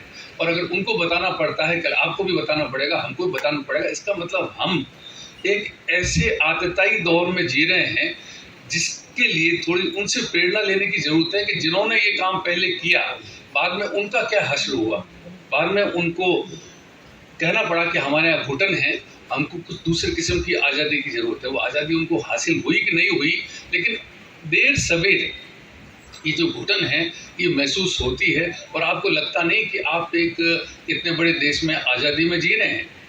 इमरजेंसी हमारे यहाँ हुई, कोई बहुत अच्छी घटना नहीं थी, बुरी घटना थी, बल्कि काले दिन थे जिसके लिए इंदिरा गांधी ने माफ़ी मांगी, और कुछ भी जो है उसके पक्ष में कहने के लिए नहीं है कि वो कोई अच्छा दौर था। लेकिन आज तो वो इमरजेंसी कम से कम घोषित तो थी कानूनन, आज तो कोई इमरजेंसी घोषित नहीं है, और आप उसके बावजूद आपको लगता है कि आप उससे ज़्यादा बुरे दौर में जी रहे हैं। इमरजेंसी की बात मैं इसलिए कर रहा हूँ कि रूस ने अगर आप लोगों को याद हो, रूस ने, चूंकि हमारे यहाँ भी हमारी कम्युनिस्ट पार्टी रूस से ज़्यादा संचालित थी, और उस वक्त जब इमरजेंसी हमारे यहाँ लगी तो भारत के लेखकों ने, जो प्रगतिशील लेखक संघ था और जो कम्युनिस्ट पार्टी की विचारधारा से जो प्रभावित था या संचालित था, उन्होंने इमरजेंसी का समर्थन किया था। अब वो पछताते हैं। और उसके बाद में लेखक संगठन के 2 टुकड़े हो गए, बाद में एक जनवादी लेखक संघ भी बना, इसलिए कि आपने किसी के कहने पर इमरजेंसी का समर्थन किया। अब हमको लगता है ये तो बहुत बुरा काम हुआ। तो कोई सत्ता आपको संचालित करे, ये बड़ी विचित्र है। जो रूस में था यहाँ पे आ गया। मैंने चे गेवारा 1959 में भारत आए थे, इसके बारे में थोड़ी खोजबीन की पत्रकार के नाते। भारत में भी और क्यूबा भी गया, हवाना में भी। तो जेएनयू में कुछ समय के लिए जब मुझे पढ़ाने का मौका मिला, तो जो छात्र थे वो कहते थे, जब मैं कहता था कि चे गेवारा जब दिल्ली आए थे, बोले दिल्ली आए थे। अब चे गेवारा का नाम उस वक्त तो उतना बड़ा नहीं था जब वो आए थे। और जब मैं दिल्ली में एक सरकारी दफ्तर में, चूंकि मेरा काम नहीं पड़ता था, संपादक के नाते संवाददाताओं को भेजना होता था, और मैंने कहा कि कुछ तस्वीरें चे गेवारा जो दिल्ली आए थे, तो वापस आके संवाददाता विवेक सक्सेना हमारे थे, उन्होंने कहा कि साहब चे गेवारा दिल्ली आए थे, फोटो विभाग में गया था मैं सीजीओ कॉम्प्लेक्स में। उन्होंने कहा कब आए थे? वो आते तो हम जगह जगह उनकी तस्वीरें यहाँ लगा रहे होते। चे गेवारा दिल्ली आए थे। मैं खुद वहाँ पे गया और वहाँ पे सेन गुप्ता जो निदेशक थे उनसे मिला। मैंने उनको बताया, देखिए अशोक होटल में ठहरे थे, फला कमरे में ठहरे थे। उनकी माँ को उन्होंने जो चिट्ठी लिखी, मैंने वो चिट्ठी भी बताई। और मैंने हवाना में चे गेवारा के बेटे ने जो मुझको वो रिपोर्ट दी, जो चे गेवारा ने क्यूबा लौटने के बाद में फिदेल कास्ट्रो को दी थी, वो भी मैंने बताई। तो उनको लगा कि हाँ, बात में दम तो है। फिर उन्होंने कुछ रोज बाद मुझको कहा कि तस्वीरें मिल गई हैं, और 14 तस्वीरें मिली, जिसमें वो मेरठ भी गए थे, कलकत्ता। और मतलब कि हवाना में तो मुझको एक किताब ऐसी भी मिल गई थी जिसमें चे गेवारा एज ए फोटोग्राफर, तो उसमें कुछ तस्वीरें जो उन्होंने कलकत्ता में खींची थी वो भी थी। लेकिन ये 50 साल बाद जब मैं कोशिश कर रहा था और लोग जानने में इतने हैरान थे, इसका क्या कारण था कि लोगों को 50 साल में आपने एक स्मृति को ही गायब कर दिया? उसके लिए कम्युनिस्ट पार्टी जिम्मेदार। उसकी वजह क्या थी कि चे गेवारा रूस के कम्युनिज्म का विरोध करते थे, उसको इंपीरियलिस्टिक कम्युनिज्म कहते थे, साम्राज्यवादी साम्यवाद। वो कह रहे तो हमको हथियार बेचते हैं, हमारा इस्तेमाल करते हैं। बेवकूफ़ी, आपको याद होगा यहाँ पे आपने मिसाइलें तान दी अमेरिका के खिलाफ, बाद में अमेरिका से समझौता कर दिया, हमको मरवा दिया। वो फिर चीन के कम्युनिज्म का सपोर्ट करते थे। तो जब यहाँ आए तो उनको जहाँ से भी इशारा आया, आप समझ सकते हैं, यहाँ पे उनका कोई स्वागत कम्युनिस्ट पार्टी ने नहीं किया। आपको पता ही नहीं चलता कि वो कहाँ गए, क्या किया। और मजे की बात मैं आपको बताऊं कि कम्युनिस्ट पार्टी का अखबार निकलता है गण शक्ति, उसमें एक भी लाइन चे गेवारा की भारत यात्रा की नहीं है, जबकि पूंजीपतियों के अखबार हिंदुस्तान टाइम्स में 2 दिन लगातार पहले पेज पे चे गेवारा की फोटो दिल्ली में छपी थी। पहले दिन नेहरू जी के साथ उनको सिगार भेंट करते हुए, और दूसरी बार रक्षा मंत्री कृष्णा मेनन के साथ, जिसके नीचे लिखा हुआ है daredevil leader of Cuba Ernesto Guevara in a mellow mood with defence minister B K Krishna Menon. वो पूंजीपतियों का अखबार छाप रहा था कम्युनिस्ट पार्टी ने, क्योंकि इशारा है कि आपको ये गोल करना है तो आपको गोल करना है। इस किस्म का परिवेश जो है वो रूस में था। लेकिन इसलिए मैंने कहा कि अच्छाइयाँ भी मैंने जिक्र किया, और आपने मतलब मैंने क्या किया, अभी किताब में भी उसका जिक्र ही है। और उसके बाद लेकिन ये जो पिटफॉल्स हैं, ये जो एक तरीके से जो कमियां हैं, जो आपको उस तरफ लेके चली जाती है जिसमें एक बेचैनी पैदा होती है। इसलिए लोग या तो ट्रॉट्स्की भाग जाएगा, सोल्जनिसिन बाहर चले जाएंगे, लेखक बाहर चले जाएंगे, और पत्रकारिता के नाम पे, जैसा मैंने कहा कि आपको कभी पता नहीं चलेगा कि आप ज़्यादा से ज़्यादा सोवियत भूमि किसी ज़माने में वो तो कोई पत्रकारिता नहीं थी, वो भी अब तो बाद में उनका जो सारा बदला गया, तो वो सारा अब मयार ही बदल गया। लेकिन उनके बारे में हम जानते थे, हमको ज़्यादा चीज़ों के बारे में पता नहीं चलता था। अभी हम लोग, मैं इस बात की जिक्र इसलिए कर रहा हूँ कि ऐसे ही दौर से गुजर रहे हैं कि हमको नहीं पता चलता कि हमारे समाज में क्या हो रहा है। पत्रकारिता जो है, अब तथाकथित पत्रकारिता ही उसको कहना चाहिए। निकलते हैं बहुत अच्छे अखबार निकलते हैं, बहुत ज़्यादा उनकी बिक्री भी होती है, लेकिन मैं आपको कहना चाहता हूँ, जो मुझको लगता है 50-45 साल करीब पत्रकारिता करने के बाद, कि लोगों की दिलचस्पी और लोगों का सम्मान और लोगों की आस्था मीडिया में कम हो रही है। लोग टेलीविज़न देखना ये तो नहीं कहूँगा कि बंद कर रहे हैं, लेकिन बहुत कम कर रहे हैं, उनका भरोसा नहीं है। और अखबार भी जो है लोग अब उतनी आस्था से नहीं पढ़ते हैं। पहले कोई दौड़ता जब रेलगाड़ी में जाते थे तो जरूर अच्छा पत्रकार हैं, अच्छा बताइए साहब क्या होने वाला है। अब कोई नहीं, उनको पता है या तो आप बेईमान हैं या आप झूठ बोलेंगे। आपसे वो ईमानदारी की उम्मीद ही नहीं करते हैं कि आप सच बोलेंगे। मुझको कहने में कुछ संकोच नहीं होता है। लोग कई बार कहते हैं कि आप तो कांग्रेस ने आपको कुलपति बना दिया, लेकिन दुनिया जानती है कि मैंने अभी जब राहुल गांधी 2 दिन पहले बोल रहे थे तो मैंने लिखा कि मैं उनके भाषण से बहुत ज़्यादा मुतासिर नहीं हुआ। तो आपको भी कहना आना चाहिए, अगर आपको अच्छा न लगे तो आप कहें, लेकिन जो भी हो, तो ठप्पा लग गया वो तो लग गया, उसका मैं कुछ नहीं कर सकता हूँ। लेकिन फिर भी आज के दौर में मीडिया ने भी अपनी साख खो दी। और वो लोग जो आप अभी जिनकी चर्चा कर रहे थे कि इस्तेमाल करते हैं, वो इस्तेमाल मीडिया का भी कर रहे हैं, वो सिनेमा का भी कर रहे हैं। आपने देखा कैसे कश्मीर और केरल के ऊपर फिल्में यहाँ पे बनी हैं। ये इस्तेमाल यहाँ पर भी हो रहा है। ये वो इस्तेमाल जो है वो बहुत फिक्र हमको पैदा करता है कि आप किस तरीके से करें। और सहिष्णुता जिसकी बार बार हम चर्चा करते हैं वो बिल्कुल खत्म हो गई। मैं जब यहाँ पे मैंने हरदेव जोशी विश्वविद्यालय यहाँ पे खड़ा किया, स्थापित किया, उस विश्वविद्यालय में हम लोगों ने एक बार संघ के वो जो ICCR के जो अध्यक्ष हैं सहस्रबुद्धे, उनको भी बुलाया था, क्योंकि विश्वविद्यालय पत्रकारिता का है और पत्रकारिता का मकसद है कि हम खुली आंख से सबकी तरफ देखें।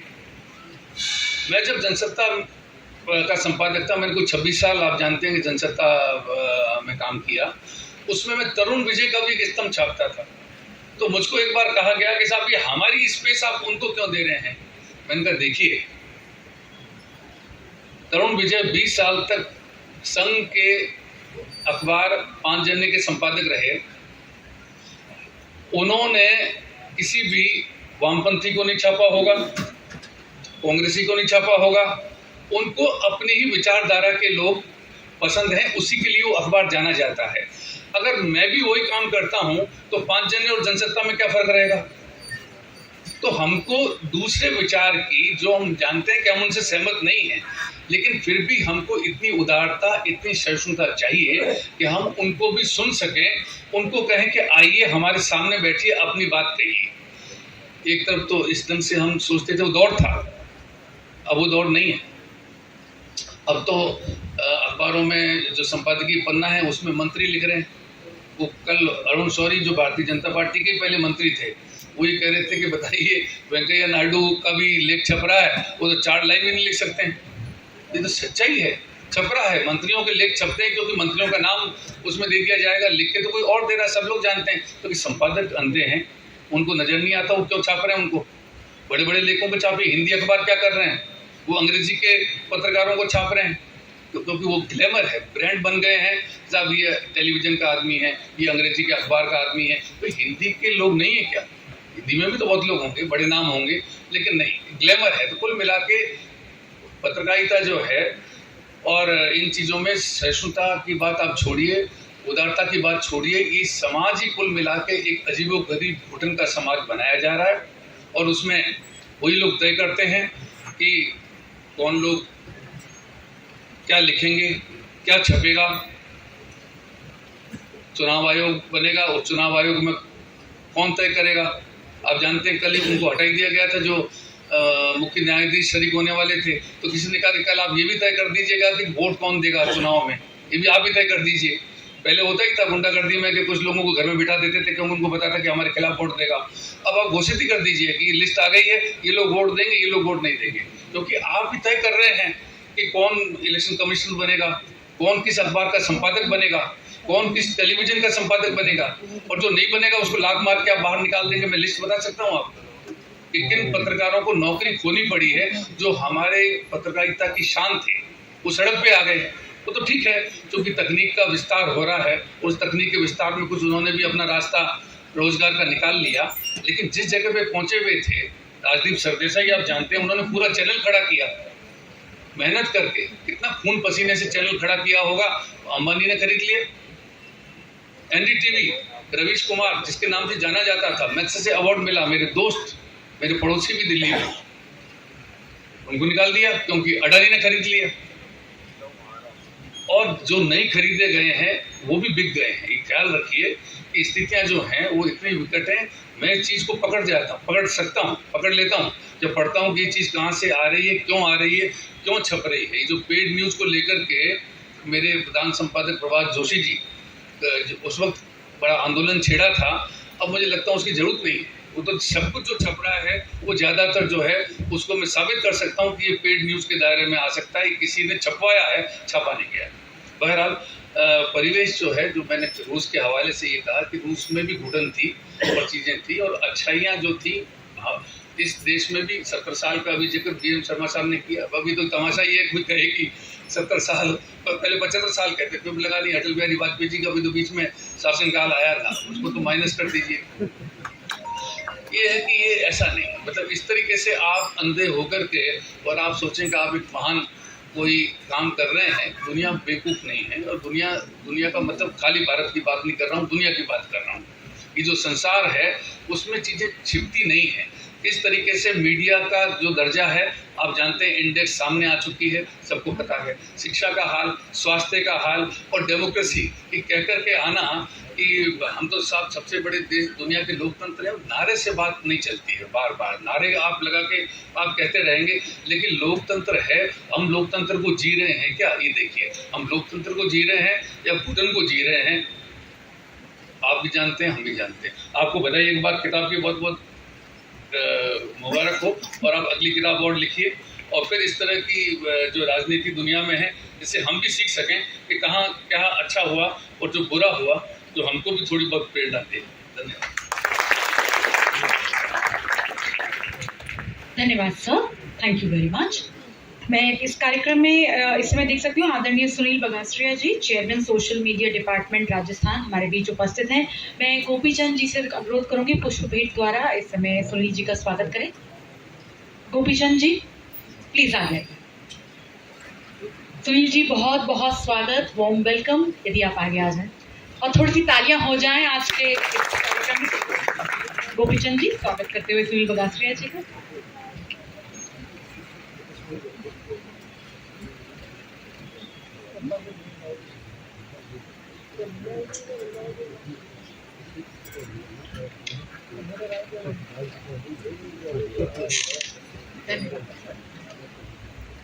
बहुत बहुत शुभकामनाएं। आदरणीय विभूति भूषण जी भी हमारे बीच उपस्थित हैं। जी हाँ, न्यायपालिका हो या कानून व्यवस्था हो, आपको परिचय की कोई अनिवार्यता नहीं है। जोरदार तालियां हो जाएं विभूति भूषण सर। सर आप आगे आइए और मैं चरण जी से अनुरोध करूंगी इस समय पुष्प भेंट द्वारा विभूति भूषण शर्मा जी का आप स्वागत करें। चारण जी प्लीज, सर चारण जी आप आइए आगे। विभूति जी मंच से नमस्कार। चैनिका जी मैं आपको बताना चाहती हूँ, जब विभूति सर ने सोशल मीडिया पर आपका पोस्टर देखा, सबसे पहला मुझे मैसेज विभूति सर का आया था और उन्होंने स्पेशली बताया था कि चैनिका जी हमारी छोटी बहन की तरह हैं और एक सशक्त महिला आवाज की तरह हम सबकी पहचान है। बहुत बहुत धन्यवाद विभूति जी, धन्यवाद। कार्यक्रम को आगे बढ़ाते हुए अब जो लम्हा है बहुत ही विशेष है, बहुत ही खास है। जी हाँ, पुस्तक विमोचन का मैं कार्यक्रम की अध्यक्षता करें प्रोफेसर साधना शर्मा से अनुरोध करूंगी कि समय मंच पर उपस्थित सभी से अनुरोध करें कि समय वो आ गए हैं। अजय जी, स्वराज प्रकाशन द्वारा ये पुस्तक प्रकाशित है, सोवियत संघ क्रांति से विघटन तक। जी हाँ, एक महत्वपूर्ण पाठ्य पुस्तक जो कि विघटन हो गया, शीत युद्ध के दौरान गतिविधियों को समझने की बात हो गई, क्रांति की बात हो गई, महिला प्रश्न की बात हो गई। ये पाठ्य पुस्तक जो कि आम जन की बातों तक नजर रखती है, आप सबके बीच डॉक्टर चैनिका उनियाल पांडा द्वारा लिखित सोवियत संघ क्रांति से विघटन तक, स्वराज प्रकाशन द्वारा ये किताब प्रकाशित। और आपकी तालियों में कमी है। बहुत बहुत शुभकामनाएं, साधुवाद, मेनी कॉन्ग्रेचुलेशन चैनिका जी। और आप इसी तरह अथक। अजय जी आ जाए। अजय जी फ्रॉम स्वराज प्रकाशन, बिल्कुल। और मैं बताना चाहती हूँ कि एसपीएम कॉलेज में जब भी सारी किताबें आप ही पब्लिश करते हैं, मैं मंच पे ऊपर से सभी साथियों से कहूंगी कि इस समय Once again, स्वराज प्रकाशन द्वारा सोवियत संघ क्रांति से विघटन तक, written by Dr. Chenika Umayal Panda ji, a very important textbook, but which has some deep insights for our everyday lives too. Many congratulations, Chenika ji, and many thanks to the distinguished dignitaries on the dais for doing the honors. धन्यवाद. And now to reflect on the book, आज के इस कार्यक्रम में उपस्थित कार्यक्रम के मुख्य अतिथि आदरणीय पवन खेरा जी से मैं अनुरोध करूंगी कि वो आज अपने विचारों से हमें मार्गदर्शन प्रदान करें। लेकिन आप सब लोग जिस तरह पवन सर की आवाज ऊर्जावान हमें हर शाम हर चैनल से मिलती है, उतनी ही ऊर्जावान तालियां होनी चाहिए। सर दिल्ली से आज जयपुर हमारे बीच प्रस्तुत है, उपस्थित है। सर नमस्कार, ओवर टू यू। धन्यवाद ओम थानवी जी। वैसे जब से आप दिल्ली से निकलकर यहाँ आ गए तब से दिल्ली में पत्रकारिता नदारद हो गई, तो आप बीच बीच में दिल्ली आते रहा कीजिए तो पत्रकारिता जिंदा रहेगी। शर्मा साहब, प्रोफेसर डी.एफ. शर्मा जी, आप के विषय में दिल्ली तक चर्चा होती है कि किस तरह से आप गांधीयन स्टडीज को पुनर्जीवित कर रहे हैं और लोगों में गांधी दर्शन का ज्ञान किस तरह से आप बढ़ा रहे हैं। आपको साधुवाद। प्रोफेसर साधना शर्मा जी, जिस कॉलेज में आप हैं उसका नाम तो जो है वो है, लेकिन आप तमाम प्रेशर्स के बावजूद, तमाम दबाव के बावजूद एक न्याय कर रही हैं, ये जानकारी मिलती रहती है और वो दबाव आसान नहीं है झेलना। चैनिका जी, आपने हिंदी में पुस्तक लिखी। हम जैसे लोगों के लिए, ओम थानवी जी तो हिंदी में सोचते हैं, हमारी किस भाषा में हम सोचते हैं ये नहीं मालूम, एक मिक्स भाषा हो गई। तो हिंदी की पुस्तक पर अंग्रेजी में कुछ बोलना बड़ा अटपटा लगता है, श्रोताओं के लिए भी अच्छा नहीं होता और खुद भी बोलने में एक कॉन्ट्रडिक्शन में इंग्लिश में बोल देता हूँ, एक शब्द विरोधाभास लगता। मैं यहाँ आने से पहले सोचा किताब थोड़ी पढ़ूं, थोड़ा प्रयास भी किया था। सबसे पहले उसको पलट के मैंने उसकी कीमत देखी। वो इसलिए देखी कि जब उदयपुर में मैं पढ़ता था स्कूल में, हर साल सोवियत पुस्तक मेला लगता।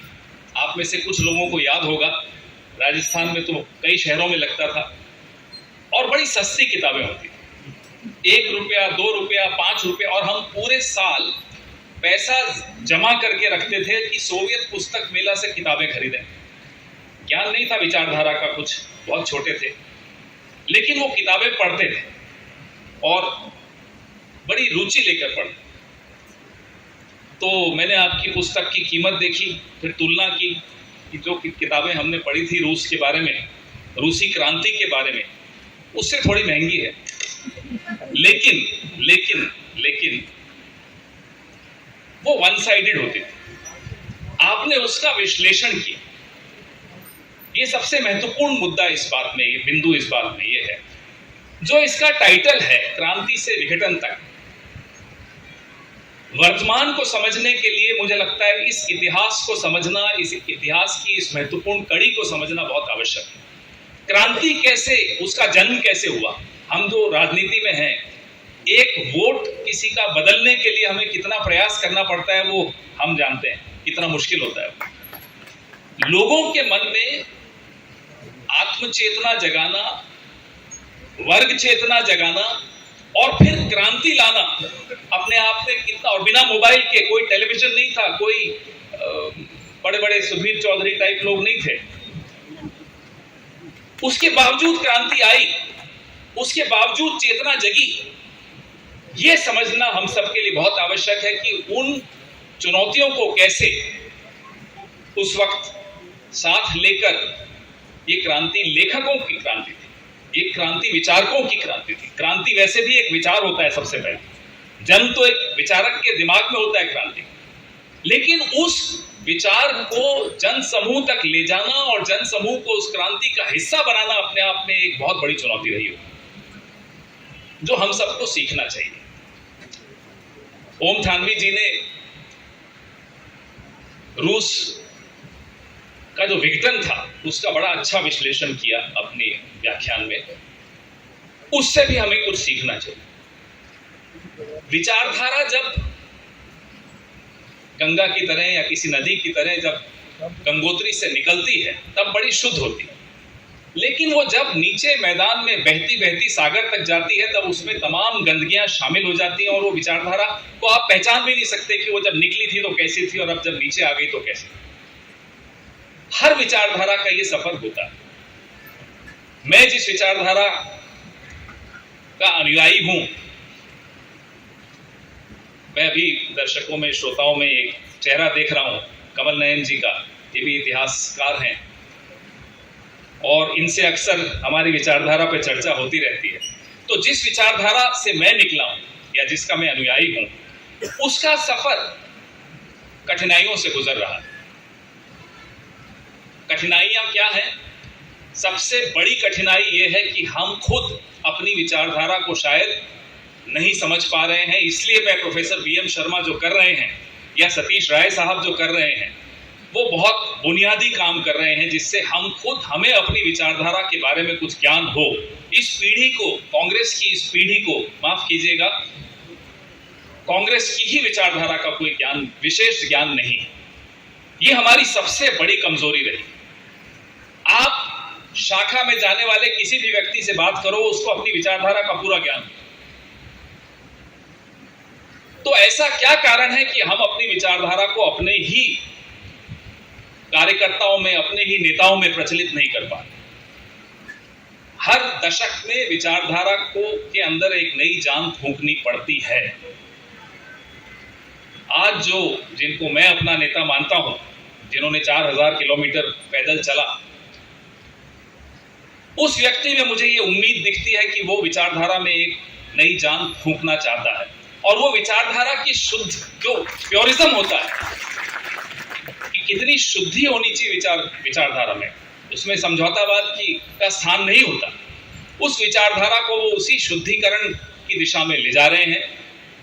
उसी कारण से हम जैसे कुछ लोग रोज ब्लड प्रेशर बढ़ाकर चिल्ला रहे होते हैं, लड़ रहे होते हैं, टीवी पर संघर्ष कर रहे होते हैं, क्योंकि मछली की आंख दिखती है कि ये देश अगर चल सकता है किसी राह पर, तो वो मध्यम मार्ग की राह पर ही चल सकता है। वो एक्सट्रीम लेफ्ट, जिसके बारे में थानवी साहब ने भी बताया, प्रोफेसर शर्मा ने भी बताया, या एक्सट्रीम राइट जो आजकल आप देख रहे हैं, इन दोनों रास्तों पर नहीं चल सकते। और मध्यम मार्ग कितना कठिन होता है, यह आप हम लोगों से पूछिए, कितनी कठिनाइयां झेलते हैं मध्यम मार्ग के चलते। मध्यम मार्ग कोई लेफ्ट का दुश्मन नहीं होता, राइट का दुश्मन नहीं होता, दोनों का सम्मिश्रण होता। क्योंकि मेरा ये हक नहीं है कि मैं कह दूं right doesn't have a right to exist or left doesn't have a right to exist. Both have a right to exist, just as I have a right to exist. लेकिन एक्सट्रीमिटीज, जैसा कि थानवी साहब बता रहे थे, कोई भी विचारधारा हो, उसका एक एक्सट्रीम फॉर्म बड़ा खतरनाक होता है। फिर उसके बाद वो उसकी लॉ ऑफ डिमिनिशिंग रिटर्न्स, जिसको मैं अर्थशास्त्र की जुबान में अगर कहूं तो लॉ ऑफ डिमिनिशिंग रिटर्न्स शुरू है, फिर वो नुकसान भी देना शुरू कर। तो इस तरह के प्रयास विशेष तौर पे जो चैनिका जी ने अपनी पुस्तक करिकुलम के लिए लिखी है, पाठ्यक्रम के लिए लिखी है, बहुत आवश्यक है। इस तरह की पुस्तकें, इस विचारधारा का सफर अपने पीक से 1917 में और अब धरातल तक जाती हुई विचारधारा। कुछ सवाल आज भी हैं। 31 जनवरी 1990 को पुष्किन स्क्वायर में पहला रेस्टोरेंट खुला मैकडॉनल्ड्स का। क्या वो पूंजीवाद की विजय मानी जाए? क्या उसे समाजवादी क्रांति का अंत माना जाए? ये एक बड़ा बुनियादी सवाल है। वो मैकडॉनल्ड्स का पहला रेस्टोरेंट जब मॉस्को में खुला तो शायद अमेरिका ने उसको अपनी विजय पताका मान लिया। लेकिन क्या पूंजीवाद के पास तमाम उत्तर हैं? क्या आपको कहीं भी एक परफेक्ट सोसाइटी, परफेक्ट इकोनॉमी दिखती है जहां पूंजीवाद की एक सिस्टम चल रहा है? तो ये खोज, ये सवाल, ये विचार चलते रहने चाहिए, नदी को बहते रहना चाहिए। अभी सारे सवालों के उत्तर नहीं मिले, कोई परफेक्ट सिस्टम अभी भी नहीं मिला,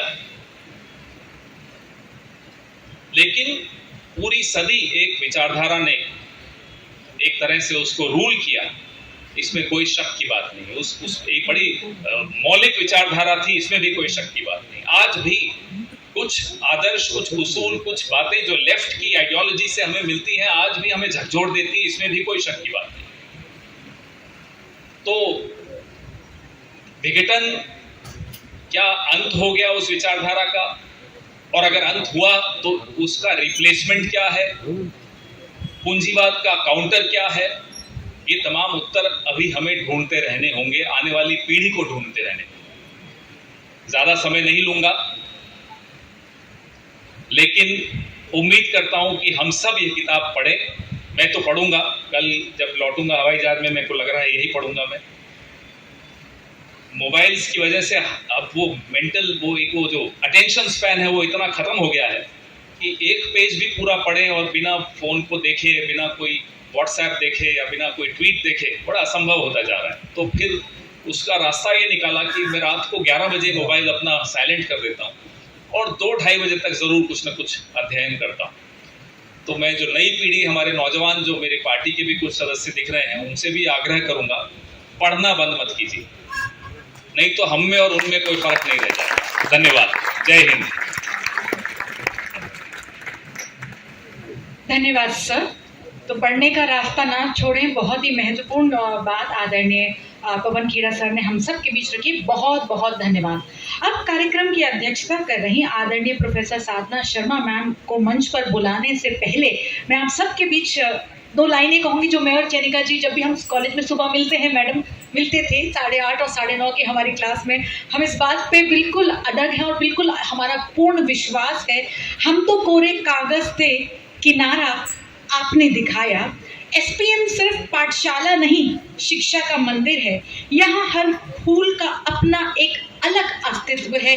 कारण है हमारी श्रद्धेय प्राचार्य जो शिल्पकार हैं एसपीएम के सभी साथियों की। जोरदार तालियों के साथ मैं आप सबसे अनुरोध करूंगी, कार्यक्रम की अध्यक्षता कर रही आदरणीय प्रोफेसर साधना शर्मा मैम, प्राचार्य Shyama Prasad Mukherjee college for women, university of Delhi. Ma'am आप हमारे बीच आएँ और आज के इस कार्यक्रम में अपने चेयरपर्सन रिमार्क्स दें।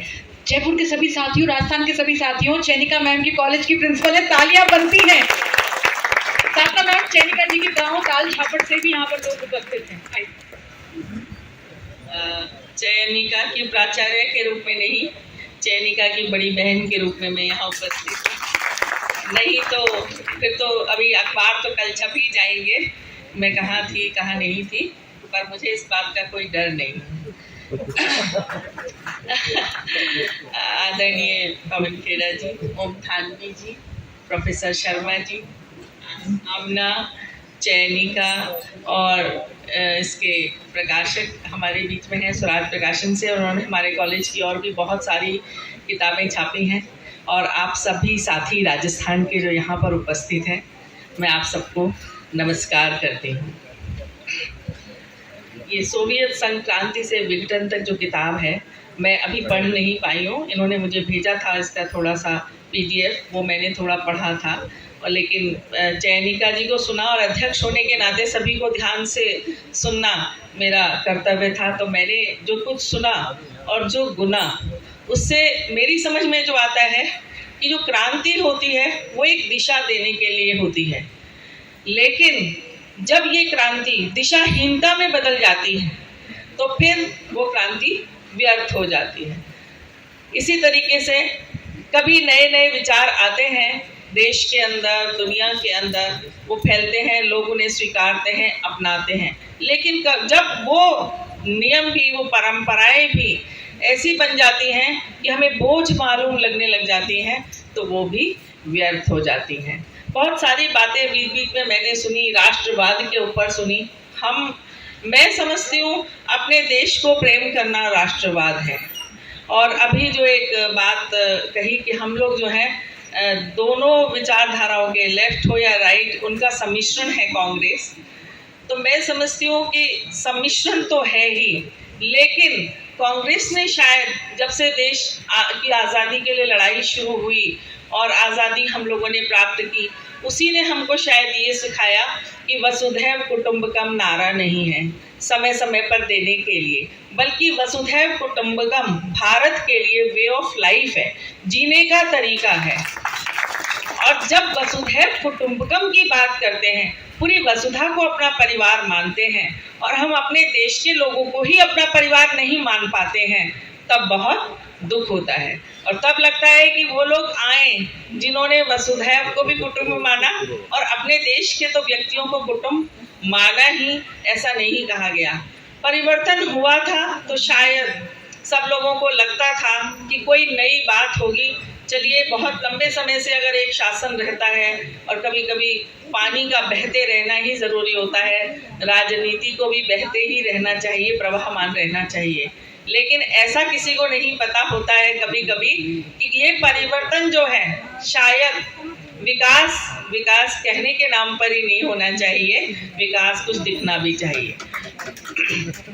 मैं किसी पार्टी को इसलिए क्रिटिसाइज नहीं करती हूँ क्योंकि हर पार्टी में अच्छे लोग भी होते हैं और कुछ लोग ऐसे भी होते हैं जो ठीक नहीं भी होते हैं। अभी जैसे इसके अंदर किताब में इन्होंने बताया कि साहित्यकारों के ऊपर बात की इन्होंने और महिलाओं के ऊपर बात की, और महिलाएं बड़ा ही ज़्यादा जो है विचार का और डिस्कशन का हिस्सा हमेशा बनी रहती हैं, और बने रहने के बाद जो कुछ अंत में होता है वो कोई बहुत खूबसूरत तस्वीर हमारे सामने नहीं लाता है।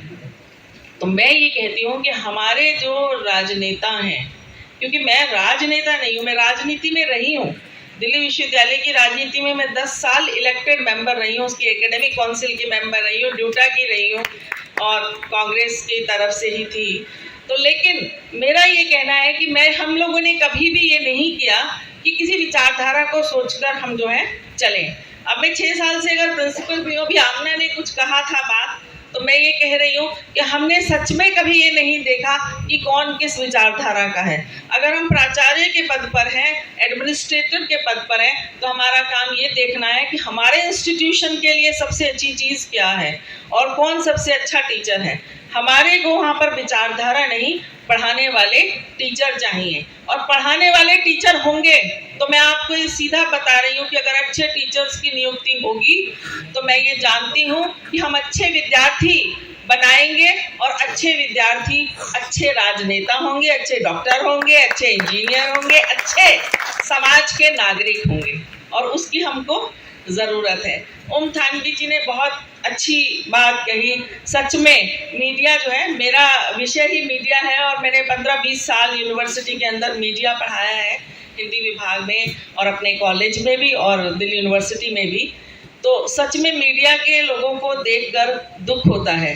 कभी कभी ऐसा लगता है कि जो एंकर होते हैं वो ही पार्टी के प्रवक्ता लगते हैं, किसी न किसी पार्टी के प्रवक्ता दिखाई देते हैं। उनका ये काम नहीं है। जैसे कहते हैं ना कि जो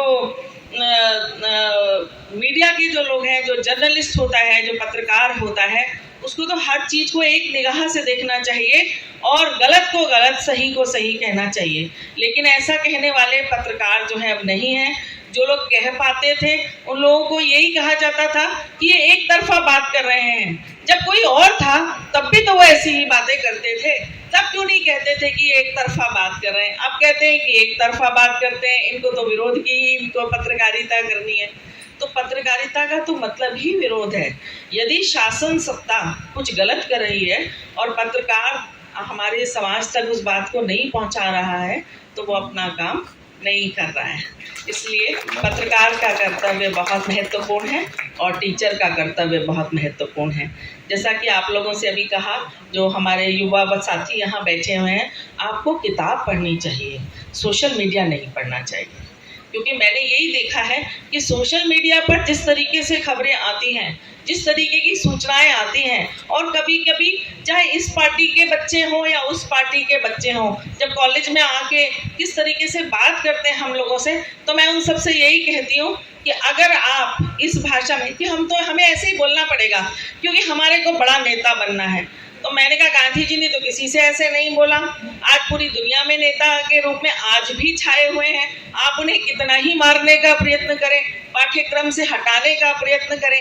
एक समय में एक तरीके के लोग थे, मतलब मैं तो किसी आइडियोलॉजी को बहुत नाम नहीं लेना चाहती हूँ, पर जब कभी कम्युनिस्ट थे, शायद वो मित्र भी हों कभी कांग्रेस के, लेकिन उन्होंने भी आने के बाद गांधी जी को, महात्मा गांधी को हटाने की कोशिश की पाठ्यक्रम से।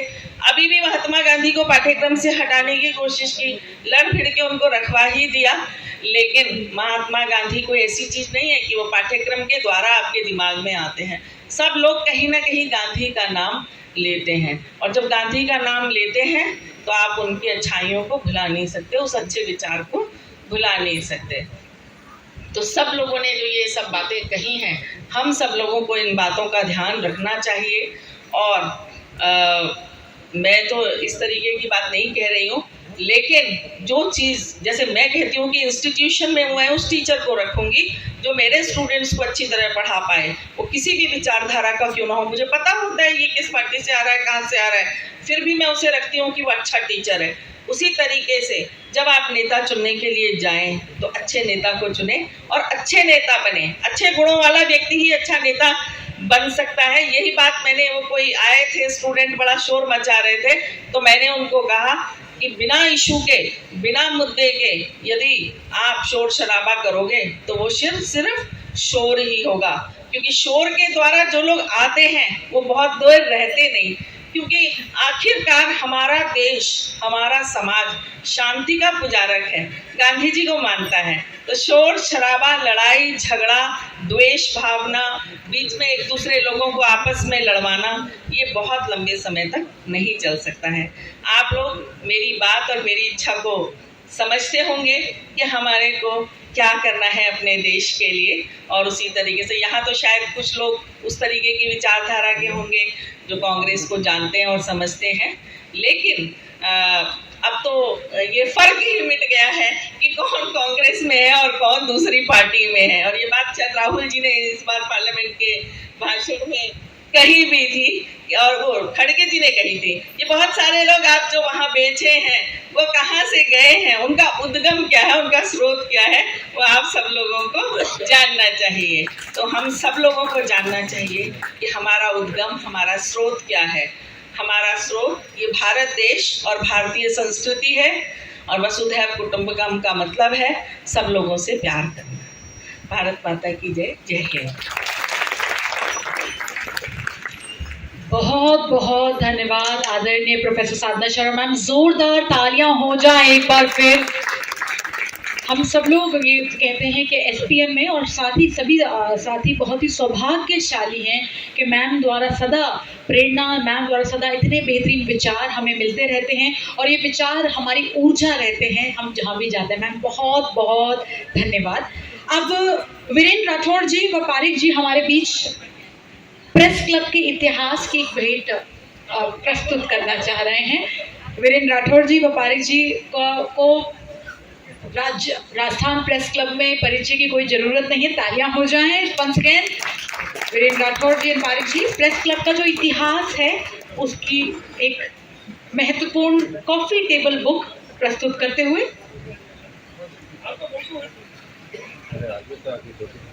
साथियों तालियां हो जाएं, जोरदार तालियां हो जाएं।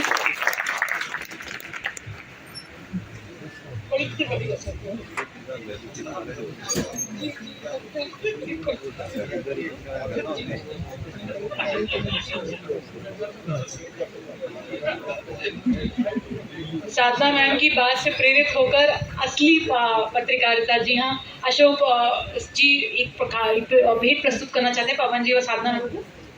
आगे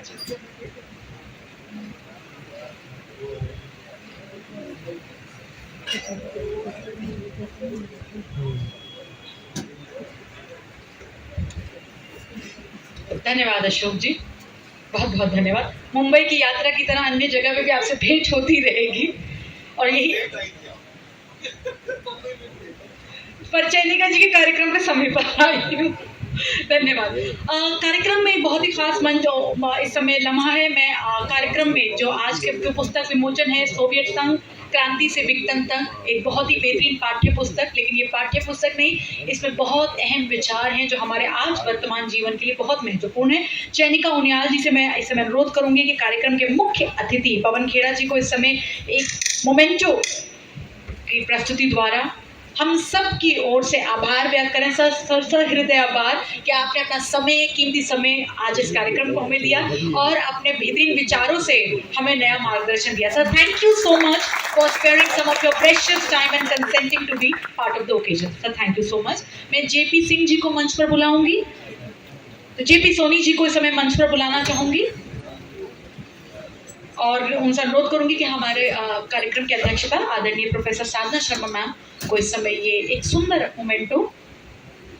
और जब कार्यक्रम की बहुत साफ, जब चैनिका जी ने इतिहास लिखी दिया है और इतिहास की बारीकी को उन्होंने लिखा है, मैं बताना चाहती हूँ कि ये जो सुंदर भेंट इस समय कर रहे हैं चैनिका जी ने इसमें बहुत ध्यान लगाया है, बहुत सोच समझकर सभी गेस्ट के लिए ये मोमेंटो वो लेकर आए हैं। ये राजस्थान का मोमेंटो जरूर है, लेकिन ये लालटेन जो है ये ज्ञान का दीपक है। तालियां हो जाएं। साधना मैम, बहुत बहुत धन्यवाद।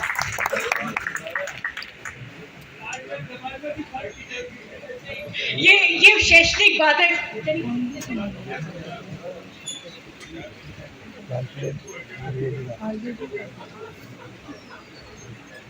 मैं दिल्ली से हमारे साथी आजाद बिदूरी जी को मंच पर बुलाऊंगी कि इस समय हमारे गेस्ट ऑफ ऑनर आदरणीय Shri Om Thanvi ji, famous writer, senior journalist, editor, former founding vice chancellor of Haridev Joshi university of journalism and mass communication. Azad ji, आप इस समय ये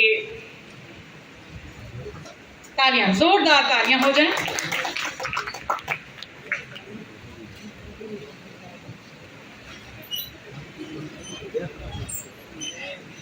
सौरभ राय जी को इस बार में मंच पर बुलाना चाहूंगी। सौरभ राय जी, इस समय आप हमारे साथ आए और प्रोफेसर BM शर्मा जी को इस समय आप ये सुंदर मोमेंटो भेंट प्रस्तुत करें। सौरभ राय जी। साथियों, सभी बैठे विराजमान हो। सौरभ जी, जरा गति, जिस प्रकार से आपके गतिपूर्ण विचार आते हैं सोशल मीडिया पर, आइए। और सौरभ जी हमेशा कहते हैं कि उनके जीवन का तात्पर्य केवल सेवा है और वही सेवा रहेगी।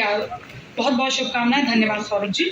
मैं एक बार फिर आजाद बिदूरी जी को मंच पर बुलाऊंगी और मैं सोहन लखेरिया जी से रिक्वेस्ट करूंगी प्रोफेसर सतीश राय को इस समय ये धन्यवाद भेंट प्रस्तुत करें। सोहन जी, प्लीज आगे आइए। And thank you Satish Rai sir, आपका आशीर्वाद हमें सदा मिलता रहता है। That's a matter of great honour for all of us. Sohan ji, आप आगे आइए।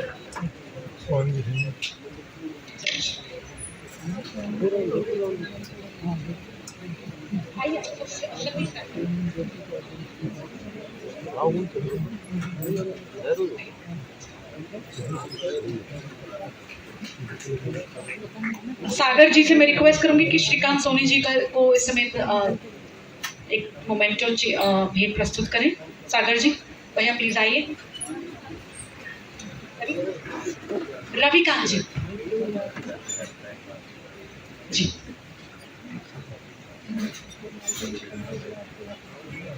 बहुत बहुत धन्यवाद। तालियां हो जाएं जोरदार। कादम्बरी बटवाल जी से मैं रिक्वेस्ट करूंगी श्रीमाली जी को इस समय ये मोमेंटो भेंट प्रस्तुत करें। Requesting Kadambari ji to present the memento to Shrimali ji. Kadambari ji, please आइए।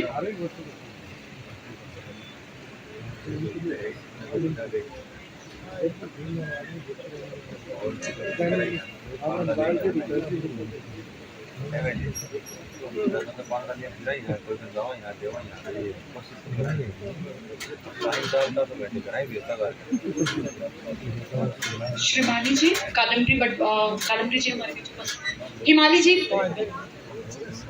My apology here. हिमाली जी, please.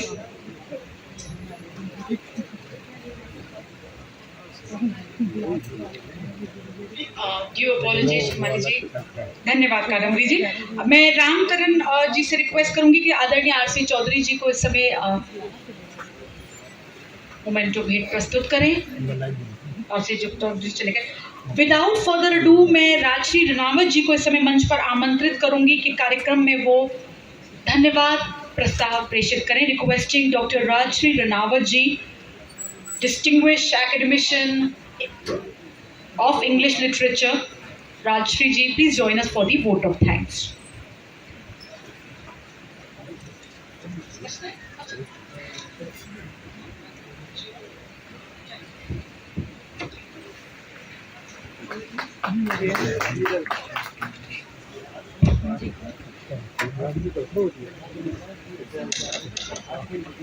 Thank you, Amna ji. A very good evening to all. Honorable Chief Guest, Shri Pawan Khera sir.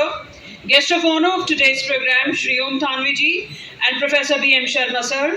Professor Shadna Sarma, Principal, Shama Prasad Mukherjee College, Delhi University. Professor Satish Rai sir. Professor Neemli Singh, Principal, University Maharani College.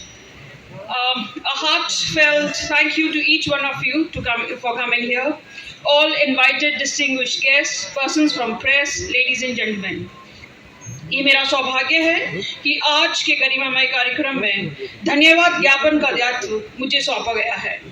पुस्तक Soviet संघ क्रांति से विघटन तक doctor उन्नयाल के अथक प्रयासों और मेहनत का परिणाम है। इस किताब से न केवल हिंदी मीडियम के पीजी और अंडर ग्रेजुएट स्टूडेंट्स को बेनिफिट होगा, but it shall facilitate academicians and researchers across the globe who wants to delve deep into international politics, history and policy. First of all, I thank our Chief Guest, Shri Pawan Khera sir, for taking out time from his busy schedule and not only blessed us with his benign presence, but also motivated us with his enlightening address. मेरा धन्यवाद आज के कार्यक्रम की अध्यक्षता कर रही professor Sadhana Sharma को कि वो दिल्ली से यहाँ आई संडे के दिन। Tomorrow is again a working day. Thank you so much, ma'am, for taking out time for us. My thanks go out to our guest of honor, Shri Om Thanvi sir and Professor B.M. Sharma sir, who've been present here and has given their address to all of us and enlightened us with their views and thoughts. मैं आप सभी का धन्यवाद ज्ञापित करती हूँ जिन्होंने अपने व्यस्तम दिनचर्या से समय निकालकर इस आयोजन को अपनी उपस्थिति की गरिमा प्रदान करी। My thanks goes out to Dr. Amna Mirza जिन्होंने बेहद खूबसूरती से इस कार्यक्रम का संचालन किया। Last, I thank each one of you who have directly or indirectly, प्रत्यक्ष या अप्रत्यक्ष रूप से इस प्रोग्राम को सफल बनाने में हम सब की हेल्प करी। Thank you so much. बहुत बहुत धन्यवाद राजश्री जी, मैनी थैंक्स। और जिस प्रकार से कहा जाता है कि अभी कार्यक्रम में कुछ और है, पिक्चर अभी बाकी है, अभी ना जाओ छोड़ के, मैं बताना चाहती हूँ कि मैं दिल्ली से ख़ास आज रविवार के दिन इसलिए आई हूँ क्योंकि आज मेरी मैं पवन सर जब मैंने SPM कॉलेज ज्वाइन किया था तो मेरी प्रथम साथी डॉक्टर चैनिका ओनियाल पांडा जी थी और सच में बहुत ही अच्छा 7 वर्ष हमने एक साथ बिताए हैं। सवेरे की क्लास आज भी मैं इस समय जामिया मिलिया इस्लामिया में एसोसिएट प्रोफेसर हूँ। 2 चीज़ें बहुत मिस करती हूँ, वही अभी पहला 8:30 बजे की क्लास के पश्चात चैनिका मैम को गुड मॉर्निंग करना और दूसरा 11:30 पर प्राचार्य महोदय का आशीर्वाद प्राप्त करना। सच में जीवन की ये 2 चीज़ों की कमी हमेशा मुझे खलती है। बट फ्रेंड्स, आज चैनिका जी का बर्थडे है, हम सब आइए उनको जन्मदिन की हार्दिक शुभकामनाएं प्रेषित करें। आप सदा स्वस्थ रहें, सदा हंसती मुस्कुराती रहें, दीर्घायु और इसी तरह से लिखती रहें और हमें जयपुर बुलाती रहें। तो आइए, once again greetings Chainika ji and I request आदरणीय professor Sadhana Sharma ma'am, Pawan Khera sir, Om Thanvi sir, professor B.M. Sharma sir, क्या आप अपने आशीर्वाद के साथ आज ये केक कटिंग सेरेमनी। सतीश भाई सर आप भी मंच पर आइए प्लीज। सोनी सर प्लीज मंच पर आइए। ये कोई पॉलिटिकल फोरम नहीं है, अभी केवल एक हमारा चैनिका जी के प्रति जो स्नेह है, जो अपनत्व है। सभी साथी स्टेज पर आ सकते हैं, आइए प्लीज।